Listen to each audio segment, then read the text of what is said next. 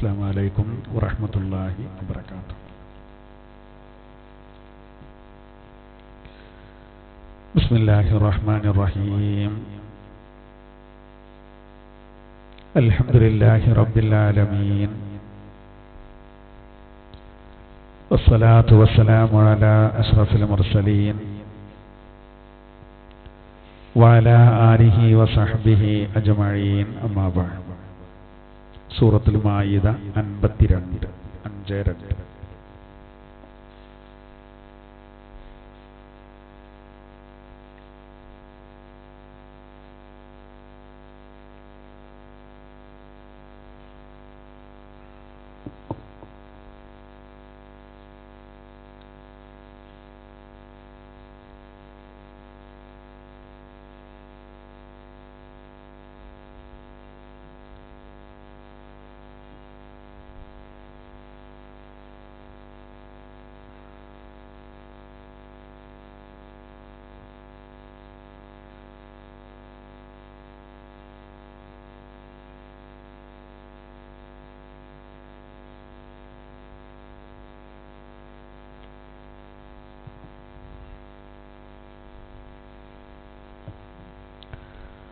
أعوذ بالله من الشيطان الرجيم.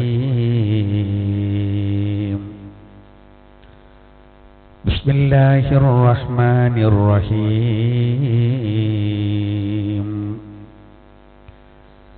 فترى الذين في قلوبهم مرض يسارعون فيهم يقولون نخشى أن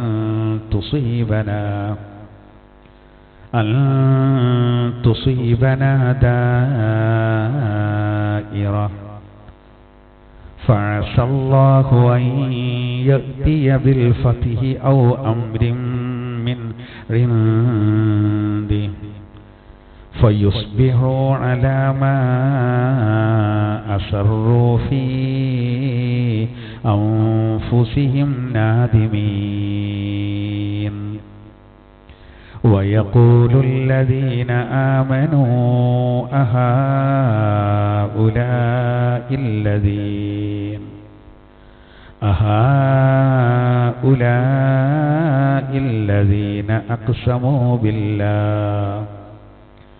أقسموا بالله جهد أيمانهم إنهم لمعكم حبطت أعمالهم فأصبحوا خاسرين.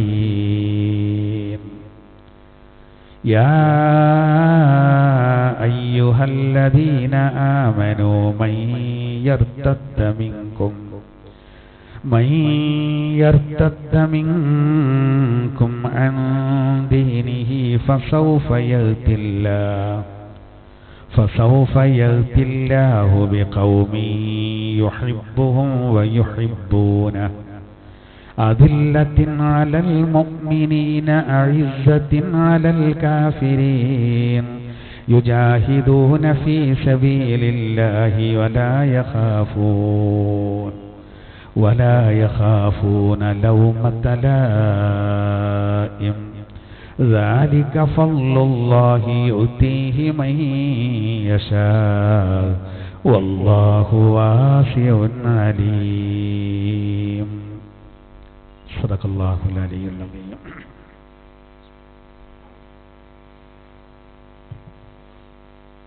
ആദരണീയരായ മുഅ്മിനീങ്ങളെ, എൻ്റെ ശബ്ദം കേൾക്കുന്ന പ്രിയപ്പെട്ട സഹോദരിമാരെ, ഉമ്മമാരെ, അല്ലാഹു അനുഗ്രഹിച്ചതുകൊണ്ട് അൽഹംദുലില്ലാഹ് നമ്മളൊരിക്കൽ കൂടി പരിശുദ്ധമായ ഖുർആന്റെ മജ്‌ലിസിൽ ഒരുമിച്ച് കൂടിയിരിക്കുകയാണ്. എല്ലാവരും എല്ലാ നിലക്കും നല്ല തിരക്കുള്ളൊരു ടൈമാണ്. എന്നാലും ഈ ഒരു വിഷയത്തിന് നമ്മൾ മുൻഗണന നൽകി വളരെ പ്രയാസപ്പെട്ട് പല ഭാഗങ്ങളിൽ നിന്നും എത്തിച്ചേർന്നവരാണ്. സർവശക്തനായ അല്ലാഹു ഇതിന് നമുക്ക് നല്ല പ്രതിഫലം രണ്ട് ലോകത്തും പ്രദാനം ചെയ്യട്ടെ. നമ്മുടെയും മാതാപിതാക്കളുടെയൊക്കെ രോഗങ്ങൾക്ക് ശിഫ നൽകട്ടെ.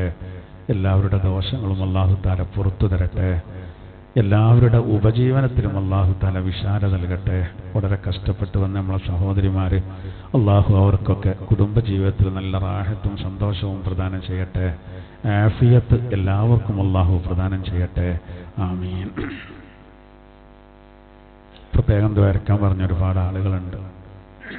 ഇൻഷാ അല്ലാഹ് നമുക്ക് ലാസ്റ്റ് ദ്വാരക്ക പ്രത്യേകിച്ചൊരു കുട്ടിയുടെ അസുഖ സംബന്ധമായ കാരണം സ്വല്പം പ്രയാസമുണ്ടെന്ന് നമ്മളൊരു സഹോദരൻ പറഞ്ഞിട്ടുണ്ട്. ഇൻഷാ അല്ലാഹ് അല്ലാഹു തആല ചികിത്സ വിജയിപ്പിച്ചു കൊടുക്കട്ടെ.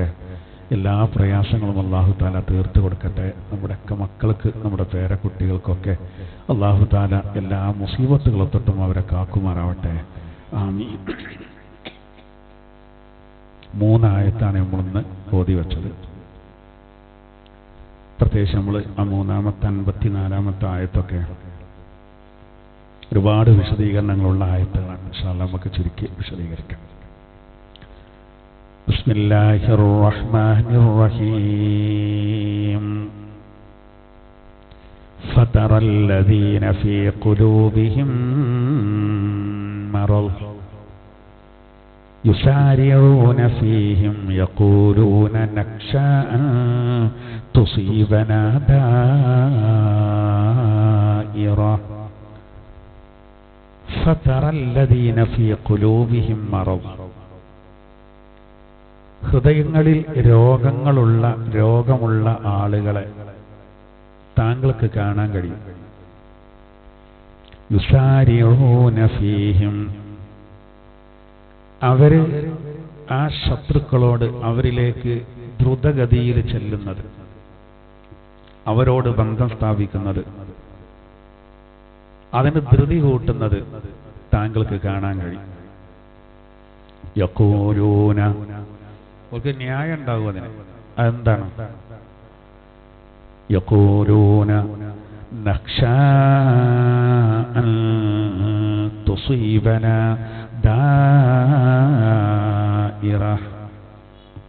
വല്ല വിപത്തും വന്നേക്കുമോ എന്ന ഭയം, അത് കാരണമാണ് ഞങ്ങൾ അവരോട് ഉറ്റബന്ധം പുലർത്തുന്നത് എന്ന് അവർ ന്യായം പറയും. ഫഅസല്ലാഹു അൻ യഅതിയ ബിൽ ഫത്ഹ്, അല്ലാഹു അവർക്ക് വിജയം നൽകിയേക്കാം. ഔ അംരിൻ മിൻ ഇൻദി, അല്ലെങ്കിൽ അവന്റെ ഭാഗത്തുനിന്ന് മറ്റു എന്തെങ്കിലും നടപടികൾ വന്നേക്കാം. ഫയുസ്ബിഹു അലാ മാ അസറൂ ഫീ അൻഫുസിഹിം നാദിമീൻ. അപ്പൊ ഈ ഉറ്റബന്ധം പുലർത്തിയ ആളുകള് അവരുടെയൊക്കെ ഉള്ളിലിരിപ്പിനെ പറ്റി അവർ പിന്നീട് ഖേദിക്കുന്നതാണ്. നമ്മളിതിന്റെ മുമ്പ് നേരത്തെ നമ്മൾ പറഞ്ഞു, നമ്മൾ ജീവിക്കുമ്പോൾ പല ആളുകളുണ്ടാവും. അതിൽ കപട വിശ്വാസികളുണ്ടാവും, ശത്രുക്കളുണ്ടാവും. എന്നാൽ അങ്ങനെയുള്ള ആളുകളോട് ആ രീതിയിൽ അവരെ കണ്ടാൽ മതി എന്ന് നേരത്തെ പറഞ്ഞു. എല്ലാവരോടും നല്ല സൗഹൃദത്തിലും മമതയിലുമാണ് നമ്മൾ കഴിയേണ്ടത്. ഒരിക്കലും സ്പർദ്ധ ഉണ്ടാകാൻ പാടില്ല. അതിനാണ് വേണ്ടത്. എന്നാൽ ആളുകൾക്കിടയിൽ ഭിന്നിപ്പും കുഴപ്പമൊക്കെ ഉണ്ടാക്കുന്ന ഈ കപട വിശ്വാസികള്, ജൂതന്മാരൊക്കെ ഉണ്ടല്ലോ, യഹൂദി നസ്വാറാക്കൾ, അവരോട് നിങ്ങൾ മൈത്രി ബന്ധത്തിന് പോകേണ്ടതില്ല എന്ന് പഠിപ്പിച്ചു. എന്നാൽ ചിലരെന്ത് ചെയ്യുന്നറിയോ? അങ്ങനെയുള്ള കടുത്ത മുനാഫിക്കുകളോട് മൈത്രി ബന്ധം പുലർത്തും. കാരണം പറയുന്നത് എന്തറിയോ? ഇല്ലെങ്കിൽ എന്തെങ്കിലും വിപത്ത് വരും, അതുകൊണ്ടാണ്. അതില്ലെങ്കിൽ അതുകൊണ്ട് എന്തെങ്കിലുമൊക്കെ വിപത്ത് വരും എന്നുള്ള ന്യായം പറയും. അള്ളാഹു പറയുന്നത് എൻ്റെ ഒന്നും ആവശ്യമില്ല, നിങ്ങൾക്ക് അള്ളാഹു തആല വിജയം നൽകും. അല്ലെങ്കിൽ വേറെ ഏതെങ്കിലും രൂപത്തിലുള്ള നടപടിക്രമങ്ങൾ അള്ളാഹു കൊണ്ടുവരും. പിന്നെന്തിനാ പേടിക്കണ്ടേ? അങ്ങനെ വരുമ്പോ പിന്നെ നേരത്തെ ആ ചെയ്തതിനെ പറ്റിയൊക്കെ ഖേദിക്കും. ഇതാണ് പറയുന്നത്. ഇവിടെ ഈ ഫത്ഹ് കൊണ്ട് ഉദ്ദേശിക്കുന്നത്, ചില മുഫസ്സിറുകളൊക്കെ പറയുന്നത് അതുകൊണ്ട് ഉദ്ദേശിക്കുന്നത് ഫത്ഹ് മക്കയാണ്. അപ്പൊ ആദ്യഘട്ടത്തിൽ നമുക്ക് ഒട്ടേറെ പ്രയാസങ്ങളും കാര്യങ്ങളൊക്കെ വന്നെങ്കിലും എല്ലാറ്റിനും ഒരവസാനം വരാനുണ്ട്. അങ്ങനെ മക്ക ഫത്ഹ് ആകും എന്നുള്ള ഒരു വളരെ സന്തോഷകരമായ ഒരവസ്ഥ അത് നിങ്ങൾക്ക് വരും. ഇതാണ് അവിടെ പറഞ്ഞ പോലെ തന്നെ ആയി. അൽഹംദുലില്ലാഹ് നമുക്ക് എല്ലാ നിലക്കും നല്ല റാഹത്തായ അവസ്ഥ അല്ലാഹു സുബ്ഹാനഹു വ തആല നൽകി. അതിൽ മുഅ്മിനീങ്ങൾ ഏറെ സന്തുഷ്ടരായിരുന്നു. വിശുദ്ധ ഖുർആനിൽ തന്നെ അല്ലാഹു തആല ഈ സംബന്ധമായിട്ട് ഒട്ടേറെ ആയത്തുകളിലൂടെ പറയുന്നുണ്ട്. ഖുർആനിൽ അല്ലാഹു തആല പറയുന്നുണ്ട്, ഈ പറയപ്പെട്ട ഫത്ഹ് അവിടെ വന്ന സാഹചര്യത്തിൽ അള്ളാഹിന്റെ തിരുദൂതരോട് പറയിപ്പിച്ചു. എന്ത്? പിന്നെ ഇനി ഇങ്ങോട്ട് ഒരിക്കലും ആര് പ്രവേശിക്കാൻ പാടില്ല. നോക്കൂ, ആര് പ്രവേശിക്കാൻ പാടില്ല? മുശ്രിക്കീങ്ങൾ പരിശുദ്ധമായ മസ്ജിദുൽ ഹറാമിന്റെ പരിസരത്തേക്ക് പ്രവേശിക്കരുത് എന്ന് പറഞ്ഞു. അവരോട് പറഞ്ഞു നജസാണെന്ന് പറഞ്ഞു. നജസ് എന്ന് പറഞ്ഞാല് എന്തല്ല, നമ്മളിപ്പോ കോഴിക്കാട്ടൻ നജസാണ് എന്നതുപോലുള്ള നജസല്ല, ശാരീരികമായ നജസല്ല അവിടെ ഉദ്ദേശിക്കുന്നത്, ആത്മീയമായതാണ്. അതിനുമുമ്പ് ഇവരെല്ലാവരും എല്ലായിടത്തും കയറി നിരങ്ങിയിരുന്നല്ലോ. ഈ പറയപ്പെട്ട നമ്മളെ ഇതിൽ പറയുന്ന ആ ഫത്ഹ് ഉണ്ടല്ലോ, ആ ഫത്ഹ് വരലോടുകൂടെ വിശുദ്ധ ഖുർആൻ തന്നെ പറയുന്നുണ്ട്, ഇനി ഈ കൊല്ലത്തിന്റെ ശേഷം എന്ത് വേണ്ട, പിന്നെ ബഹുദൈവ വിശ്വാസികളൊന്നും പരിശുദ്ധ കഅബാലയത്തിന്റെ പരിസരത്തേക്ക് മസ്ജിദുൽ ഹറാമിന്റെ ഭാഗത്തേക്ക് വരണ്ടെന്ന് പറഞ്ഞു. നജസാണെന്ന് പറഞ്ഞു. അതൊക്കെ ഉദ്ധരിച്ചിട്ട് ചില ആളുകൾ നമ്മളെ കളിയാക്കാറുണ്ട്, നിങ്ങൾക്ക് യോജിക്കാൻ, ആദർശപരമായിട്ട് യോജിക്കാൻ കഴിയാത്തവരെങ്ങനെയല്ലേ പറയുന്നത്. അതല്ല അതിൻ്റെ ഉദ്ദേശം. നമ്മൾ ഓരോന്ന് അതിൻ്റെതായ രീതിയിൽ മനസ്സിലാക്കാതിരുന്ന തെറ്റിദ്ധാരണ വരും. അവിടെ നജസ് എന്ന് പറഞ്ഞാൽ അശുദ്ധമായ അവസ്ഥ ഉണ്ട് എന്നാണ്. അതെന്താന്ന് വെച്ചാൽ ഒരു അവിശുദ്ധി ഉണ്ട് എന്നാണ്. അതെന്താന്ന് വെച്ചാൽ ഈമാന് കുഫ്ർ എന്നുള്ള ആ രീതിയിലാണ്. ഇപ്പൊ നമ്മളിപ്പോ ഒരു മൂമിനായ മനുഷ്യനാണെങ്കിൽ പോലും അയാള് ഒരു മൂത്രം ഒഴിച്ചുകൊണ്ടിരിക്കുന്ന സന്ദർഭത്തിൽ അദ്ദേഹത്തോട് പിന്നെ അസ്സലാമു അലൈക്കും എന്ന് പറഞ്ഞാൽ അയാൾ സലാം അടക്കാൻ പാടില്ല, അയാളോട് സലാം പറയാനും പാടില്ല. എന്താ പറയാൻ പാടില്ലാത്ത അയാൾ മുസ്ലിം അല്ലേ? ആണ്. പക്ഷെ ഇപ്പൊ അയാൾ നജസുമായി ബന്ധപ്പെടുകയാണ്. ആള് കുഴപ്പമുണ്ടായിട്ടല്ല എന്നതുപോലെ ഇത് വേറൊരർത്ഥത്തിലാണ്. അങ്ങനെയുള്ള ഒന്നിപ്പോൾ നമുക്ക് ഹറമറിയാം, കിലോമീറ്ററുകൾ പിന്നെ ത്വായിഫിന്റെ ഭാഗത്തേക്ക്, ജിദ്ദന്റെ ഭാഗത്തേക്ക്, മദീനയുടെ ഭാഗത്തേക്ക്, ഇങ്ങനെ നാനാ ഭാഗത്തേക്കും. അത് പണ്ട് ആദം നബി അലൈഹിസ്സലാത്തു വസ്സലാം അവിടുന്ന് ദുആയിരുന്നതാണ്, പടച്ചോനെ ശൈത്വാനെ ഇഞ്ഞിന് അടുപ്പിക്കല്ലേ, ശൈത്താനാണല്ലോ പിന്നെ ദുർബോധനം നടത്തിയിട്ട് ഓൽക്ക് ഭൂമിക്ക് ഇറങ്ങേണ്ടി വന്ന്. അങ്ങനെ ആദം നബി അലൈഹിസ്സലാത്തു വസ്സലാം ഇവിടെ പിന്നെ ഇന്ത്യയിലും ഹവ്വാ ബീവി ജിദ്ദയിലും ഇറങ്ങി, പിന്നെ അറഫയിൽ കണ്ടുമുട്ടി, പിന്നെ ഒരു മക്കത്ത് വരികയാണ്. അദ്ദേഹത്തിന്റെ ആ പ്രാർത്ഥന കാരണം അദ്ദേഹത്തിൽ നിന്ന് നാനാ ഭാഗത്തേക്കും പിശാചിനെ അകറ്റിയതാണ് ഇന്നത്തെ ആരംഭം. പിന്നെ നബി സല്ലല്ലാഹു അലൈഹി വസല്ലം തങ്ങൾ തന്റെ ജീവിതത്തിൽ അത് അളന്നു കൊടുത്തിട്ടുണ്ട്. പിന്നെ എത്ര ഭാഗങ്ങൾ, അതൊരു വല്ലാത്തൊരു വിശുദ്ധ ഭാഗമാണ്. ഇപ്പൊ ചിലരൊക്കെ നമ്മളോട് ഇങ്ങനെ ആക്ഷേപങ്ങളാണ്. ചില ആൾക്കാർ പറയാറുണ്ട്, എന്താണ് മക്ക ഇത്ര പ്രധാനപ്പെട്ട ഒരു സ്ഥലമാണല്ലോ, എന്താ നിങ്ങൾ മറ്റുള്ള മതസ്ഥരെ അങ്ങോട്ട് കയറ്റാത്തത്? ഇത് കേൾക്കുമ്പോൾ നമ്മൾ പറയും പോലെ തന്നെ എന്ന് കരുതണ്ട. വത്തിക്കാനിലെ എല്ലായിടത്തും നമുക്ക് പോകാൻ കഴിയില്ല, അല്ലേ? കഴിയൂല. നമ്മളോട് വെറുപ്പുണ്ടായതുകൊണ്ടൊന്നും നമ്മൾ എല്ലായിടത്തും അങ്ങനെയുള്ള ഓരോന്നിനും അതിൻ്റെ. ഇപ്പൊ നമ്മളൊക്കെ എത്ര ബന്ധവും സ്നേഹമൊക്കെ ഉണ്ടെങ്കിലും നമ്മൾ ഒരു വീട്ടിൽ വണ്ടി കയറാൻ പറ്റും. എത്ര ബന്ധം ഉണ്ടെങ്കിലും അത്ര സുഹൃത്താണ്, ഇത്ര സുഹൃത്താണ് പറഞ്ഞിട്ടില്ലല്ലോ. ഓരോന്നിനും ഓരോ പരിധിയില്ലേ. ഇപ്പൊ നമ്മൾ തന്നെ പള്ളിയിൽ പോകുന്നുണ്ട് എന്ന് കരുതിയിട്ട് നമ്മളെല്ലാവരും മെഹ്റാബ് പോയിട്ടിരിക്കുവോ? ഞാൻ രണ്ടാകത്ത് മെഹ്റാബ് നിസ്കരിച്ചട്ടെ, പക്ഷെ മിമ്പറമ്മ ഇരിക്കാനായിട്ട് പൂതിൻ്റെ ഹുത്തുബ ഏതായാലും ഓരൂല, ഒന്ന് ഇരുന്ന് നോക്കട്ടെ. ഇല്ലല്ലോ, ഓരോന്നിനും അതിൻ്റെതായ. ശബരിമലയിൽ നമ്മളെല്ലാവരും കയറുമോ? ഇല്ലല്ല, ചോദിക്കാനും പാടില്ല. കാരണം അതിന് അതിൻ്റെതായ ചില മര്യാദകളും കാര്യങ്ങളും ഉണ്ടാവും. എന്നതുപോലെ തന്നെ മക്കൾക്ക് അതിൻ്റെതായ പവിത്രതയും മര്യാദയുണ്ട്. അപ്പൊ എല്ലാവരും കണ്ട് കയറ്റൂല. അത് തന്നെ ചില ചോദ്യങ്ങളൊക്കെ വേഗം തെറ്റിദ്ധാരണ ഉണ്ടാവും. പക്ഷേ അത് ശ്രദ്ധിക്കൂല നമ്മൾ. ഉദാഹരണത്തിന് ഈ ബാങ്കിൽ അല്ലാഹു അക്ബർ എന്ന് പറയുന്നത് അത് മറ്റുള്ളവരുടെ ഇതിന് മുറിവേൽപ്പിക്കണില്ലേ? ഇല്ല. അല്ലാഹു അക്ബർ എന്ന് പറയുമ്പോൾ അള്ളാഹ് ഏറ്റവും വലിയവനാണെന്ന് നമ്മളെ വിശ്വാസമാണ്. അതാണ് ശരി എന്ന് നമ്മൾ പറയുന്നു, അതാണ് ശരി. പക്ഷെ അംഗീകരിക്കാത്ത പോലെ ഉണ്ടാവും. അവർക്ക് മുറിവേൽക്കേണ്ട ആവശ്യമില്ല. കാരണം അപ്പുറത്തുനിന്ന് വേറെയും വരുന്നുണ്ട്. ക്ഷേത്രത്തിൽ ചിലപ്പോൾ പാട്ടിങ്ങനെ കേൾക്കും, പരമപവിത്രമാതാമീ മണ്ണിൽ ഭാരതാംബയെ പൂജിക്കാൻ എന്ന് കേൾക്കുമ്പോൾ നമുക്ക് അതിന് വ്രണപ്പെടേണ്ട ആവശ്യമില്ല. അത് അവരുടെ വിശ്വാസമാണ്. അങ്ങനെ ഓരോരുത്തർക്കും ഉണ്ടാവും. മുമ്പ് മുഖ്തനസർ എന്ന് പറയുന്ന ഒരു വലിയ ഭരണാധികാരി ലോകം ഭരിച്ചിരുന്നു. അടക്കി ധാരാളം ആളുകളെ ജൂതന്മാർ അദ്ദേഹം നേരത്തി കൊന്നു. അതിലും അന്ന് ഒരു കുട്ടിയായിരുന്നു ഉസൈർ എന്ന് പറയുന്ന ആള്. അന്ന് അവരുടെ ആക്രമണത്തിൽ നിന്ന് കഴിച്ചിലായി ആ കുട്ടിയാണ് പിന്നെ വലിയ കാര്യപ്പെട്ട വലിയൊരു സാത്വികനായ ആളായി വന്നത്, ഉസൈർ റളിയല്ലാഹു അൻഹു. അദ്ദേഹത്തിനൊരു ആഗ്രഹം, മരിച്ചവരെങ്ങനെയാണ് പഠിച്ചവനെ എഴുന്നേൽപ്പിക്കുന്നത് കാണിച്ചു തരുമോ. അങ്ങനെ പിന്നെ ഇബ്രാഹിം നബി ചോദിച്ചു, അതേപോലെ തന്നെ അവനെ മരിച്ചാൽ എഴുന്നേൽപ്പ് കാണിച്ചു തരാം. അദ്ദേഹത്തിന് അല്ല ഉറക്കിയെന്ന സാധാ ഉറക്കല്ല, ആത്മാവിനെ വറ്റണ പിടിച്ചു. 100 കൊല്ലം, ഒരു നൂറ്റാണ്ടിന്റെ ശേഷം എഴുന്നേൽപ്പിച്ചു. അപ്പൊ ജൂതന്മാർ പറഞ്ഞു, മൂപ്പർ അള്ളാന്റെ മോനായതുകൊണ്ടാണ് അത്.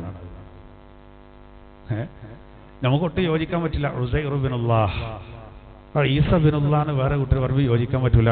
പക്ഷെ അത് ആശയപരമായിട്ടാണ്. വ്യക്തിപരമായിട്ട് നമുക്ക് എന്താ പ്രശ്നം? ഇതേപോലെ തിരിച്ചു ചിന്തിച്ച പ്രശ്നമല്ലോ. അത് ചിന്തിക്കാതെയാണ് ചിലപ്പോൾ എന്ത് ചെയ്യുക പറയാം.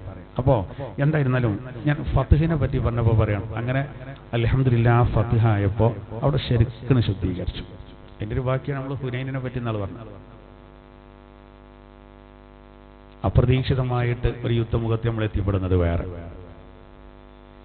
അപ്പൊ ഇത് ഫത്ഹ് എന്ന് പറഞ്ഞാൽ അത് അൽഹംദുലില്ലാഹ് ഭയങ്കര സന്തോഷകരമായ ഒരവസ്ഥയായിരുന്നു. അപ്പൊ നോക്കൂ, അപ്പൊ നമ്മള് പിന്നെ ബേജാറായിക്കാണ്ട് ശത്രുക്കളോട് സ്വകാര്യം പറയാൻ പോകേണ്ട ആവശ്യമില്ല. ഇന്നിപ്പോ അങ്ങനെ ചിലർക്ക് BJP-കാരാണ് നമ്മളെ പേരുള്ള ആൾക്കാർ. എന്താ കാരണം പറയാ? അതിപ്പോ അല്ലെങ്കിൽ ചില ദുരന്തമൊക്കെ ഉണ്ടാവും. അതാണ് ദായിറത്ത്. ഇവരും പറഞ്ഞതാണ്, നിങ്ങൾ അവരോട് സ്വകാര്യം പറയാൻ പോകേണ്ട, മൈത്രി ബന്ധത്തിന് പോകേണ്ടതില്ല. എന്നാ അവരുമായി മൈത്രി ബന്ധത്തിലേക്ക് വേഗത്തിൽ അടുക്കുന്നവരെ കാണാം. എന്താ ന്യായം? നഖ്ഷ അൻ തുസീബനാ ദായിറ, ഞങ്ങൾക്ക് എന്തെങ്കിലും ദുരന്തത്വം അതുകൊണ്ടാട്ടോ പേടിച്ചിട്ട്. അപ്പൊ അല്ലാഹ് പറയാ, വേണ്ട, ഫഅസല്ലാഹു അൻ യഅതിയ ബിൽ ഫത്ഹ്, അല്ലാഹു തആല വിജയത്തെ കൊണ്ടുവന്നേക്കും. അതുപോലെ തന്നെ ഔ അംരിൻ മിൻ ഇൻദി, അല്ലെങ്കിൽ അവന്റെ ഭാഗത്തുനിന്ന് വേറെ ഏതെങ്കിലും നടപടിക്രമങ്ങൾ ഉണ്ടാവും, ബേജാറാവേണ്ട ആവശ്യമില്ല. അപ്പോൾ ഫത്ഹ് കൊണ്ട് ഉദ്ദേശം ഫത്ഹ് മക്കയാണ്. അല്ലെങ്കിൽ അതുകൊണ്ടുള്ള ഉദ്ദേശം എന്താ? യഹൂദികളുടെ ഒരുപാട് ഗ്രാമങ്ങളിൽ ഫത്ഹായി. അതാണ് അതിന്റെ ഉദ്ദേശം. ഒരുപാട് ഗ്രാമങ്ങളിൽ യഹൂദികളുടെ ഒരുപാട് ഗ്രാമങ്ങൾ ഫത്ഹാന്ന് പറഞ്ഞാൽ എന്തായി അറിയങ്ങൾ? അവരൊക്കെ സത്യദീനിലേക്ക് വന്നു. വന്ന അങ്ങനെയുള്ള എല്ലാവരും മാറി. അതാണ് അതുകൊണ്ട് ഉദ്ദേശം എന്നാണ്. അപ്പൊ ഈ ആയത്തിൽ പറയുന്നത് ഇവര് വല്ല പിന്നെ നമ്മളെ കുറച്ച് ആളുകളും പിന്നെ യഹൂദികളും നമ്മളിതിൽ ഈ മുനാഫിക്കുകളായ ആളുകൾ നല്ല കളി കളിച്ചതാണ്. അപ്പൊ അതിൽ നമ്മൾ അറിയാതെ ചിലതൊക്കെ കൂടി കൊടുക്കും. അപ്പൊ അള്ളാഹു തആല പറയാണ്, നിങ്ങൾക്ക് ഫത്ഹ് വരെ എന്തിനാ നിങ്ങൾ ഇങ്ങനെ? അപ്പൊ ആ ഫത്ഹ് മക്കാക, അല്ലെങ്കിൽ ഒരുപാട് കുറകൾ, ഒരുപാട് ഗ്രാമങ്ങൾ യഹൂദികളുടെ അവരെ കൊന്നടങ്ങൽ സത്യത്തിലേക്ക് വന്ന് വിജയിച്ചു. അതാണ് അതുകൊണ്ട് ഉദ്ദേശം എന്നാണ്. അതായത് ഖൈബറിൽ നിന്ന് അങ്ങനെ ഒരു സംഭവം നടന്നിട്ടുണ്ട് എന്നാണ്. ഖൈബറിൽ ഒരുപാട് യഹൂദി മേഖലകൾ ഒന്നായിട്ട് സത്യദീനിലേക്ക് വന്ന സന്ദർഭം ഉണ്ടായി എന്നാണ്. അങ്ങനെ അർത്ഥം. അല്ലെങ്കിൽ അതുകൊണ്ട് ഉദ്ദേശം എന്താ അറിയങ്ങള്? ആ ഫത്ഹ് കൊണ്ട് ഉദ്ദേശം ഇസ്സത്ത്, പരിശുദ്ധ ദീനിന് അള്ളാഹു കൊടുക്കുന്ന ഇസ്സത്താണ് അതുകൊണ്ട് ഉദ്ദേശം. ഈ ഇസ്സത്ത് പറഞ്ഞാൽ വളരെ പ്രധാനമാണ്. അത് അള്ളാഹു തആല തരും. അത് അള്ളാഹു സുബ്ഹാനഹു വ തആല അത് ഏതെങ്കിലും രൂപത്തിൽ നമുക്ക് തരും. നമ്മളായിട്ട് നിന്നാൽ മതി. അപ്പൊ ആ ഇസ്സത്ത് ഉണർത്താൻ ഉയർത്താനുള്ള എല്ലാ വഴികളും ഉണ്ടാവും. പേടിക്കേണ്ട ആവശ്യമില്ല എന്നുള്ളതാണ്. ഇങ്ങനെ ഒട്ടേറെ അർത്ഥങ്ങൾ അതിനുണ്ട് കേട്ടോ. ഇനി അടുത്ത ആയത്ത് നോക്കും. വയഖൂലുല്ലദീന ആമനൂ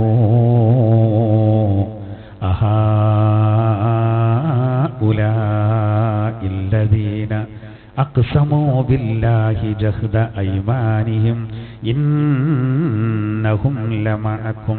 അവിടെ ജഹ്ദ ഐമാനിഹിം എന്നുള്ളടത്ത് നിർത്താതെ പോകണമെന്നാണ്. അർത്ഥം വെക്കുമ്പോൾ മനസ്സിലാവും. നിർത്തിയ എന്താ കുഴപ്പം? അപ്പൊ യഖൂലുല്ലദീന ആമനു, വിശ്വസിച്ച ആളുകൾ പറയും. അതായത് മുനാഫിക്കുകളാണ് ഈ മൈത്രി ബന്ധത്തിന് പോവാൻ. ആലോചിക്കണം, അതായത് നമ്മളെ കൂട്ടത്തിൽ അവർ നിസ്കാരത്തിനുണ്ടാവും, എല്ലാ കാര്യത്തിനും ഉണ്ടാവും. പ്രത്യേകിച്ച് ഷാപ്പാടിൻ്റെ എന്ത് പരിപാടി ഉണ്ടെങ്കിലും ഓലുണ്ടാവും. ആനുകൂല്യം കിട്ടേണ്ട വിഷയമാണെങ്കിൽ അവിടെ സജീവമായിട്ടുണ്ടാവും. എന്നിട്ട് ഓല് യഹൂദികളോട് സ്വകാര്യം പറയാൻ പോവാണ്. അപ്പോൾ അതെന്താ അങ്ങനെ മൈത്രി ബന്ധം വേണ്ടാന്ന് പറഞ്ഞിട്ടില്ല എന്ന് ചോദിച്ചാൽ ഓലെന്താ പറയാ, അതൊക്കെ നമുക്ക് പ്രശ്നം ഉണ്ടാവും അല്ലെങ്കിൽ, അതുകൊണ്ടാണ് എന്നൊക്കെ പറയും. എന്നാലോ അപ്പോ മുഅ്മിനീങ്ങൾ ഓൽക്ക് മറുപടി കൊടുക്കേണ്ടത് പറയാണ്, വയഖൂലുല്ലദീന ആമനു, സത്യവിശ്വാസികളായ ആളുകൾ അപ്പൊ പറയും, അഹാഉലാഇല്ലദീന അഖ്സമൂ ബില്ലാഹി ജഹ്ദ ഐമാനിഹിം, അള്ളാഹുവിന്റെ പേരിൽ സത്യം ചെയ്ത ഇവരാണോ? ഇവരെന്ത് ചെയ്തു? ഉഗ്ര ശപഥം ചെയ്ത ഇവര് എന്താ ഒരു സത്യം ചെയ്തത്? ഇന്നഹും ലമഅക്കും, അവര് സത്യം ചെയ്തു ഞങ്ങൾ നിങ്ങളെ കൂടെ തന്നെയാണെന്ന്.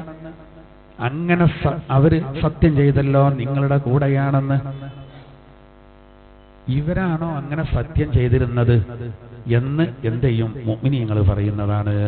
അവിടെ ഇപ്പോൾ നോക്കി, നിങ്ങൾ അവിടെ ഓതുമ്പോ ജഹ്ദ ഈമാനിഹിം ഇന്നഹും ലമഅക്കും പറയാൻ കാരണം എന്താ അറിയോ? അല്ലെങ്കിൽ എങ്ങനെ അർത്ഥം വരിക? അവിടെ നിർത്തിയിട്ട് അർത്ഥം വെക്കുമ്പോൾ അർത്ഥം മാറിയതുപോലെ തോന്നും. വയഖൂലുല്ലദീന ആമനു, വിശ്വാസികളായ ആളുകൾ പറയും, അഹാഉലാഇല്ലദീന അഖ്സമൂ ബില്ലാഹി ജഹ്ദ ഐമാനിഹിം, ഈ മുനാഫിക്കുകളാണ് ഉഗ്ര ശപഥം ചെയ്തിരുന്നത്. അവിടെ നിർത്തി കഴിഞ്ഞാൽ പിന്നെ അർത്ഥം വെക്കുമ്പോൾ എന്തേക്കാരം വരിക? ഇന്നഹും, ആ മുനാഫിക്കീങ്ങൾ ലമഅക്കും, സഹാബത്തെ ഞങ്ങളൊപ്പം തന്നെയാണ് കേട്ടോ. അവർത്തം മാറിയില്ലേ? അവർത്തം മാറി. ഓല് നമ്മളൊപ്പമല്ലല്ലോ. അപ്പൊ എന്താണ് അവിടെ അർത്ഥം എങ്ങനെ വരിക? പിന്നെ ഞങ്ങൾ നിങ്ങളുടെ കൂടെ തന്നെയാണ് എന്ന് ഉഗ്ര ശപഥം ചെയ്തിരുന്നവരാണ് അവര്. ഒരു സത്യം ചെയ്തിരുന്നോ?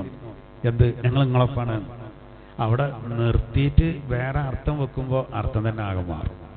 അതാണ് നമ്മൾ ഈ ചിലയിടത്ത് വഖഫ് ചെയ്യാൻ പാടില്ല എന്നൊക്കെ പറയാനുള്ള കാരണം അതാണ്. ഇപ്പൊ അവിടെ ഒരാൾ വഖഫ് ചെയ്താൽ അങ്ങനെ കുറ്റം കിട്ടുമൊന്നുമില്ല കേട്ടോ. അവിടെ പാടെ നിർത്തിയെന്ന് കിട്ടുക.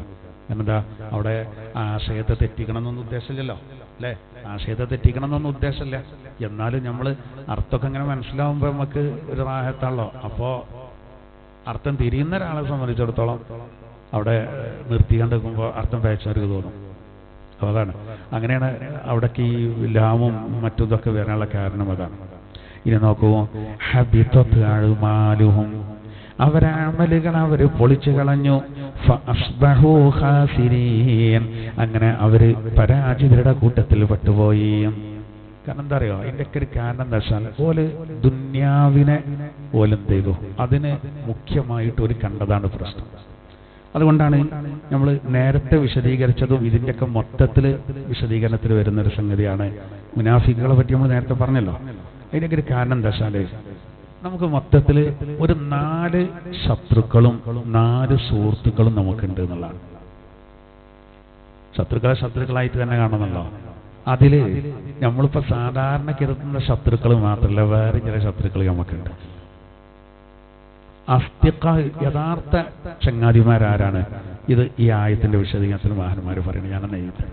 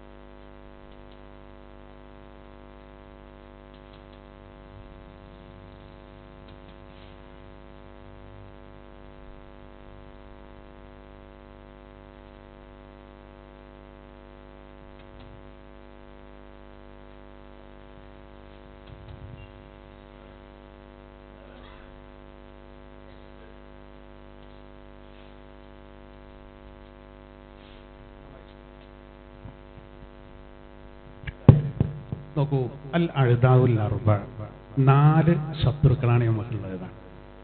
മഹാന്മാർ ഈ ആയത്തിന്റെ വിശദീകരണത്തിൽ പറയുന്നത് നമ്മൾ ശ്രദ്ധിക്കാത്തൊരു കാര്യമാണ്. നമ്മൾ ശത്രുക്കൾ എന്നൊക്കെ പറഞ്ഞാൽ നേരെ വേറെയാണ് കരുതുക. പിന്നെ യഥാർത്ഥത്തിൽ 4 ശത്രുക്കൾ ഏതാണെന്ന് വെച്ചാൽ, 1 മാല്, നമ്മുടെ ധന; 2 അഹ്ല്, നമ്മുടെ കുടുംബം; 3 ഔലാദ്, സന്താനങ്ങൾ; 4 അസ്തിഖാദ്, നമ്മുടെ സുഹൃത്തുക്കൾ. ഇതാണ് അത്ര നമ്മുടെ, അതായത് ഇതിന് 2 വശങ്ങളുണ്ട്. അതിൽ ശത്രുക്കളായ വശം അതാണ് നമ്മൾ ശ്രദ്ധിക്കുക. ഇതിലൊരുപാട് നന്മകളുണ്ട് അതിലൊക്കെ, പക്ഷെ ഇതിൽ അധികം നമുക്ക് എന്ത് വരും? ശത്രുക്കളായിട്ട് വരും. അല്ല അസ്തിഖാഉൽ അർബ എന്ന നമ്മുടെ 4 യഥാർത്ഥ സുഹൃത്തുക്കളാരാ? നമ്മൾ സുഹൃത്തുക്കൾ എന്ന് കരുതിയാൽ നേരെ മറിച്ച് കരുതുന്നത്. 1 കലിമത്തു ഷഹാദയാണ്, അഷ്ഹദു അല്ലാ ഇലാഹ ഇല്ലല്ലാഹു വഅഷ്ഹദു അന്ന മുഹമ്മദ റസൂലുള്ളാഹ്. ഇതാണ് നമ്മളെ ഏറ്റവും പ്രധാനപ്പെട്ട സുഹൃത്ത്. 2ാമത്തെ സ്വലാത്താണ്, നിസ്കാരം; 3ാമത്തെ സിയാമാണ്, നോമ്പ്; 4ാമത്തെ ദിക്റുല്ലാഹ്, അല്ലാഹുവിന്റെ ദിക്ർ. അപ്പോ ഇതിനെ നമ്മൾ 4 നല്ലോണം ശ്രദ്ധിക്കണം. നമ്മൾ പിന്നെ കടിക്കുന്ന ഒരു വിഷപ്പാമ്പിനെ പിടിക്കുന്ന ഒരാളാണെങ്കിൽ അത് വളരെ ശ്രദ്ധിച്ച കൈകാര്യം ചെയ്യാം, അല്ലേ? നമ്മൾ പിന്നെ തീയുമായിട്ട് ബന്ധപ്പെടുമ്പോൾ വളരെയധികം ശ്രദ്ധിക്കും. ഗ്ലാസിന്റെ പൊട്ടിലൂടെ അല്ലെങ്കിൽ മുള്ളിന്റെ മേലൊക്കെ നമ്മൾ നടക്കുമ്പോൾ വളരെ ശ്രദ്ധിക്കും, അത് കാലുമ കോറിപ്പോകും എന്നതുപോലെ ഇതൊക്കെ നമുക്ക് വേണ്ട തന്നെയാണ്. പക്ഷെ ഇതിലൊക്കെ നമുക്ക് ശത്രുക്കളുണ്ടാവും. മുതലേ നമുക്ക് ശത്രുക്കൾ ഉണ്ടാവും എന്ന് പറഞ്ഞാൽ നമുക്ക് തന്നെ അറിയാലോ. അതുകൊണ്ട് നമുക്ക് ഒരുപാട് ദുരന്തങ്ങൾ വരും. അതിനെപ്പോഴാണ് ശത്രു? നമ്മൾ തക്കാത്ത കൊടുക്കാൻ തോന്നുന്നില്ല, വാങ്ങിയ പൈസ തിരിച്ചു കൊടുക്കാൻ തോന്നുന്നില്ല. ഇങ്ങനെയൊക്കെ സംഭവിക്കും. അവിടെ മുതൽ ഓന് ശത്രുവായിട്ട് മാറുകയാണ്. അല്ലെങ്കിൽ നമുക്ക് അവിടെ ഹറാമോ ഹലാലൊന്നും നോക്കാതെ ഏത് രൂപത്തിലും സമ്പാദിക്കുക എന്നുള്ളൊരു തോന്നൽ വരിക. അപ്പൊ പിന്നെ നമ്മളിപ്പോ ഇസ്ലാമികമായിട്ട് ഒരു കച്ചവടത്തിനോ ബിസിനസ്സിനോ പറയുന്ന നിബന്ധനകളൊന്നും നോക്കാതെ ആര് പറഞ്ഞാലും ഇതത്ര വരുമാനം ഉണ്ടാവും, ഇതിത്ര വരുമാനം ഉണ്ടാവും എന്ന് പറഞ്ഞാൽ ആ ഒരൊറ്റ ക്ലാസ്സിൽ നമ്മൾ വീണുപോകും. ഒരിങ്ങനെ വരച്ചിന് കാണിച്ചു തരാം. അപ്പൊ നിങ്ങൾക്ക് എത്രയാണ്? ഒരാഴ്ചന് കഴിയുമ്പോൾ നിങ്ങൾ ഇവിടെ എത്തിയിട്ടോ, അപ്പൊ നിങ്ങൾക്ക് 10 ലക്ഷം കാരണങ്ങൾ പറയും. ഒരാഴ്ച കൊണ്ട് ഇങ്ങനെ കാണിച്ചു കൊടുക്കുകയാണ്, എഴുതിയിട്ട് അതിലാണ് വീണു പോകും. അപ്പൊ ഇതെങ്ങനെയാണ്? ഇത് ഏതാണെന്നൊന്നുമില്ല, നമ്മളതിൽ പെട്ടുപോകും. അങ്ങനെ എല്ലാം നഷ്ടപ്പെട്ടവരാണ്, ശത്രുവാകും. അഹ്ല് നമ്മളെ കുടുംബം നമുക്ക് വേണ്ടതാണ്, പക്ഷെ കുടുംബം എപ്പോഴും വഴി തെറ്റിക്കും. ഔലാദ് പറയേണ്ട ആവശ്യമില്ലല്ലോ, മക്കൾക്ക് വേണ്ടി കാരണം പലപ്പോഴും ജീവിതം. അങ്ങനെ മക്കൾ ഫിത്നായി മാറും. പിന്നെ നമ്മളെ സുഹൃത്തുക്കളാണ്. സുഹൃത്തുക്കൾ വല്ലാതെ നമ്മളെ പഴിപ്പിക്കാൻ നോക്കും, അങ്ങനെ എങ്ങനെയെന്ന് പറഞ്ഞിട്ട്. അപ്പോൾ അതും ശരി. എന്നാൽ ഇത് നോക്കി നിങ്ങൾ, ഇതിന്റെ അഭാവമാണ് ഇവിടെ ഈ പ്രശ്നം വരുന്നത്. കലിമത്തു ഷഹാദയും സ്വലാത്തും സിയാമും ദിക്റുള്ളയാണ്. ഇത് പറയുമ്പോൾ എന്താ അറിയോ? ബാക്കിയൊക്കെ അതിന്റെ പരിധിയിൽ വരുന്നതിൻ്റെ അർത്ഥം. ബാക്കിയൊക്കെ ഇപ്പോൾ ഉദാഹരണം പറയുകയാണെങ്കിൽ, ഒരിക്കൽ നബി സല്ലല്ലാഹു അലൈഹി വസല്ലം തങ്ങൾ പറഞ്ഞു, എനിക്കൊരു 10 ആയത്ത് ഇറങ്ങിയിട്ടുണ്ട്. ഒരു 10 ആയത്ത് എനിക്ക് ഇറങ്ങിയിട്ടുണ്ട്. ആ 10 ആയത്തിൽ ഒരു 7 കാര്യങ്ങളുണ്ട്. അത് ഒരാൾ നിലനിർത്തിയാൽ അല്ലാഹുവിന്റെ റസൂൽ പറയാണ്, മൻ അഖാമഹുന്ന ദഖലൽ ജന്ന. അത് ഒരാൾ നിലനിർത്തിയാൽ ഓൻ സ്വർഗ്ഗത്തിൽ കടന്നു പോകും. അപ്പൊ എല്ലാവർക്കും ഭയങ്കര ആകാംക്ഷ ആയിക്കോട്ടെ. കാരണം എന്താ?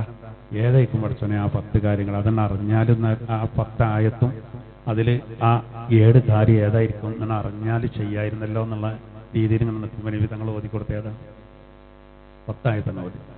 ബിസ്മില്ലാഹിർ റഹ്മാനിർ റഹീം.